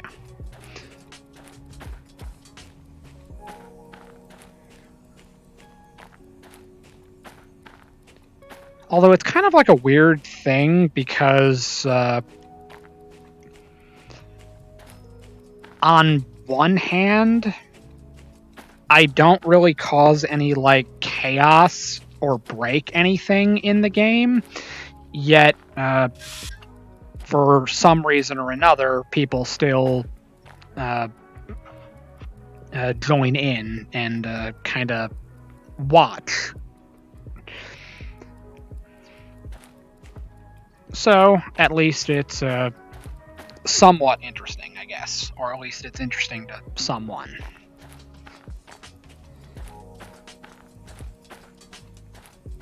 Alright. So, as of this exact moment... Has it really been more than 2 hours?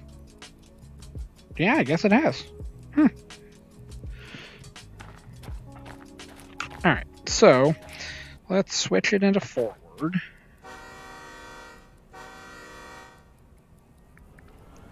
And we'll pull out by the...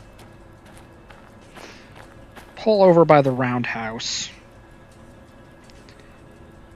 Yes, I was, but I wasn't particularly fond of it.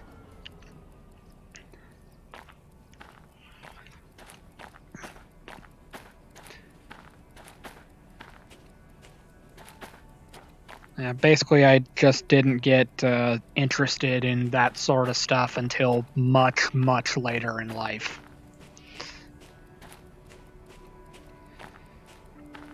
Like, I was in my 20s when I got into martial arts. I got into more outdoors related stuff after I joined the Marine Corps. Which is also the same time that I got interested in hazmat and environmental protection. So that's what I was doing when I got out of the Marine Corps. So I went back to college and I was studying chemistry.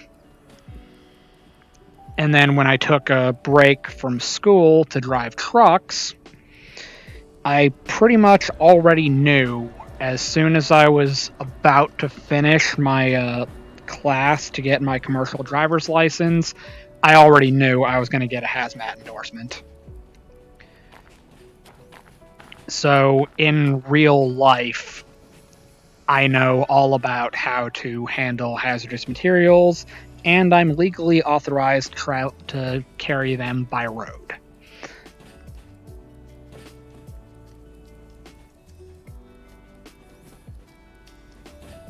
I mean, I could see that being a thing. Boxing is pretty cool. Although, admittedly, I wasn't originally like a big fan of boxing. But then I got to thinking about it a little bit more, and I was like, no, actually, boxing is freaking awesome. Like, you would think that it might not be the most exciting of the combative sports because all you're doing is just squaring up and punching each other. But you're not fully appreciating, like, the technical aspects of it. Like, you can't just go for a headshot right out of the gate. You got to work your way up to it. You got to break down their defenses. You got to work for that headshot.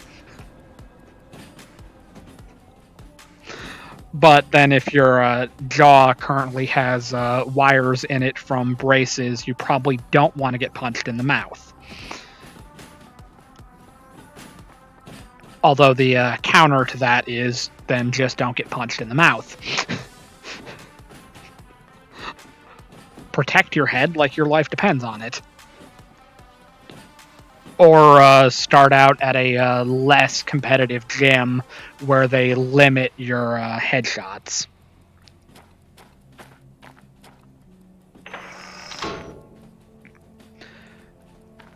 But if you're kind of limiting the techniques and things and targets you can aim for, you're kind of taking some of the fun out of it. Now, I was never particularly good at fighting, but it was kind of cool that in the Marine Corps, when I was going for my green belt, my Marine Corps martial arts program, when I was going for my green belt, we were doing standing sparring with weapons. So I was using a padded club. And I did like this crazy trap boxing thing that I learned back when I was studying Kenpo. And I like pulled down the other guy's club and then like cracked him in the side of the head with the club. I ended up losing that fight, but it was like the coolest thing ever. And it was like, wow, I might actually know what I'm doing. I don't, but the thought was there.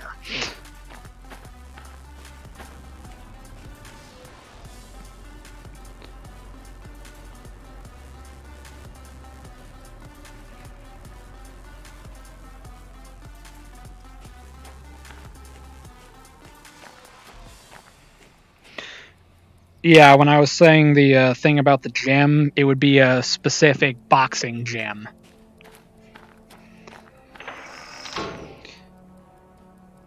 The thing that I do really like is mixed martial arts because I like the ability to throw in more stuff like kicks, ground fighting, grappling.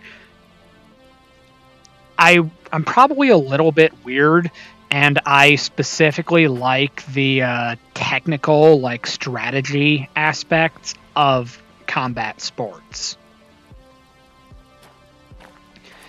Like, there's a lot of skill that goes into it.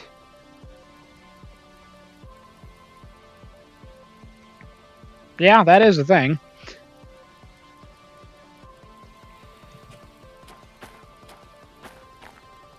Yeah, I'm not really impressing anybody in my current position.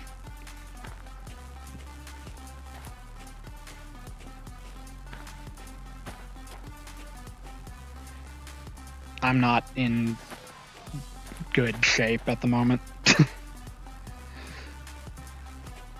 Just driving trucks for a year, and now I'm going to go work for the railroad.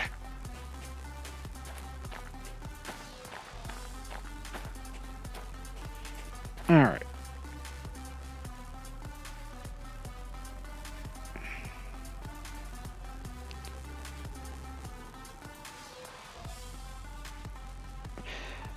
You didn't spell it right, but I know what you're saying. They have some really cool, very technical kicking techniques.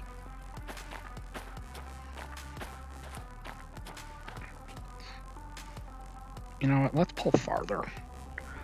Let's not block the switch.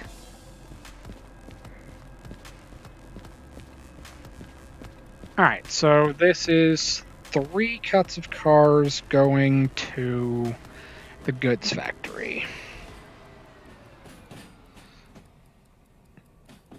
2 hazmat, 1 clothing. Or no. Furniture. I thought it was clothing, but no, it's furniture. Oh well.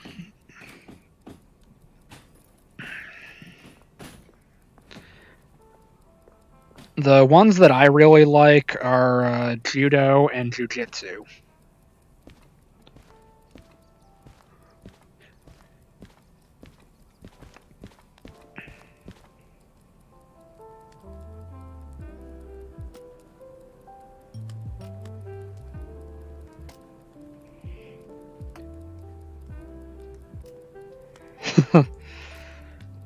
Yeah, see, the thing about doing it in, like, sport... In sports, we have rules. In a street fight, you don't have rules. You're quite literally fighting for your life at times. And if you want to, in like a taekwondo tournament, I've only ever seen one like one time, but you are striking your opponents, but you're kind of like pulling your punches and pulling your kicks, at least at a lower level. So you're not like putting all of your strength into it, and as long as you make contact with the thing that you're trying to hit, you get a point. Well, we don't have points and a score if you get into a bar fight. You're not gonna outmaneuver on a technicality a drunk guy at a bar. So if you like throw a kick that's just meant to get a point, it's not doing physical damage. And then if like in that specific case where they caught it, you telegraphed the hell out of it, they saw it coming, and you didn't throw it fast enough to hurt them anyway.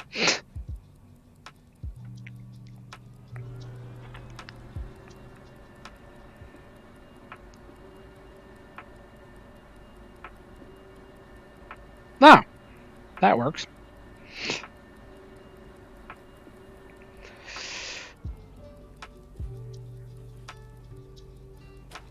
It's not sounding like he won that fight.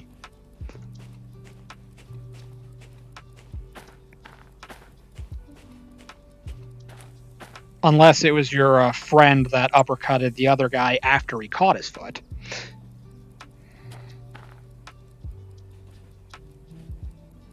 Although, to be fair, if you had his foot like up in the air and he tried to go for an uppercut, he's not going to have like the leverage or body mechanics to land a strong hit. There's a whole technique where they teach you how to fight. And it's completely different in a tournament versus someone's actually trying to hurt you. But that's just me. Take everything I say with a grain of salt.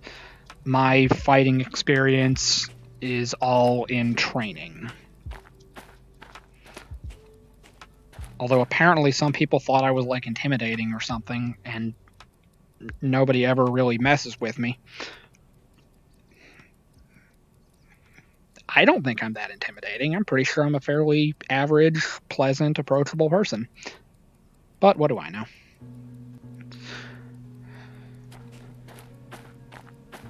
I know the theory of how to fight.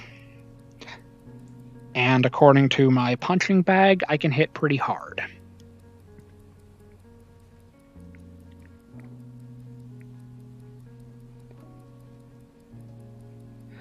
there's a scene from a movie that I really like. The movie is kind of like your cliche, like action movie type deal. It's the second Never Back Down movie. In the first movie, or the first Never Back Down, they're doing this exercise where they're doing like a round kick, and they're kicking the punching bag, and it's on like a track, and they kick the punching bag and make the bag fly down to the other end of the track. Well, in the second movie, the new instructor is basically pointing out that that's not how you throw a kick. If you're throwing a kick and you're making the bag move, that means you're pushing it. You're losing your momentum and putting it into the wrong thing. What you want to do is kick the bag hard enough and fast enough that it doesn't move, it buckles and breaks and starts spilling sand out onto the ground. That is how you kick the bag. And when I was in the gym in Iwakuni, Japan, I was just working out with the punching bag. And couple of people like walked over and commented like you clearly know what you're doing, but you might want to change it up a little bit and like vary your like height.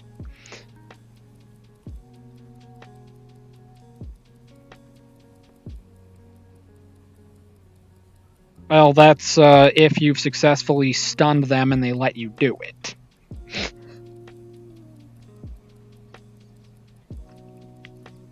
You got to work up to it. You can't just go for the pin or the choke or lock. You can't just go for it right out of the gate. It's not going to work. You got to work up to it, if that makes sense.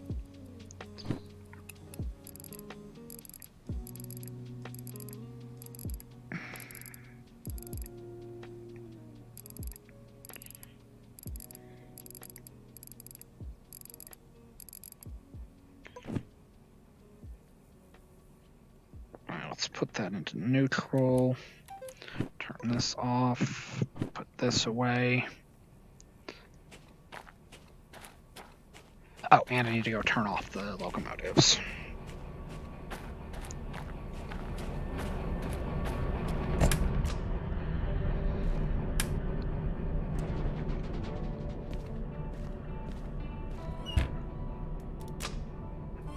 Alright.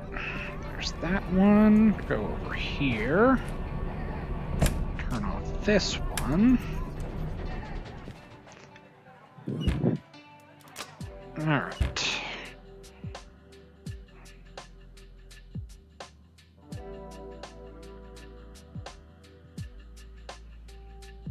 Yeah, a good rule of thumb is never underestimate whoever you're fighting. If you walk into it thinking it's going to be easy, you've already lost. You just don't know it yet.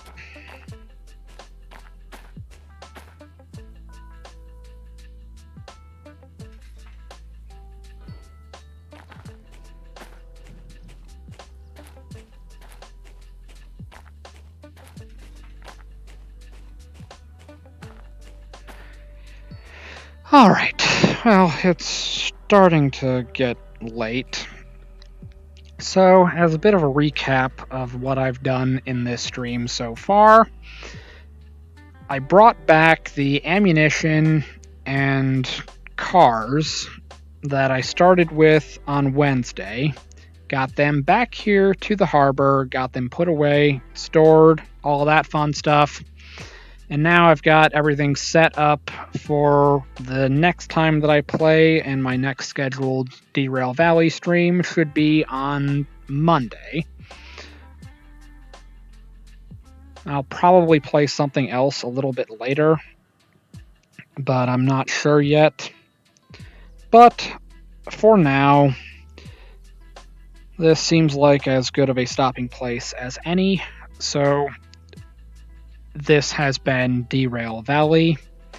Thank you all for watching, and hopefully you have a nice day.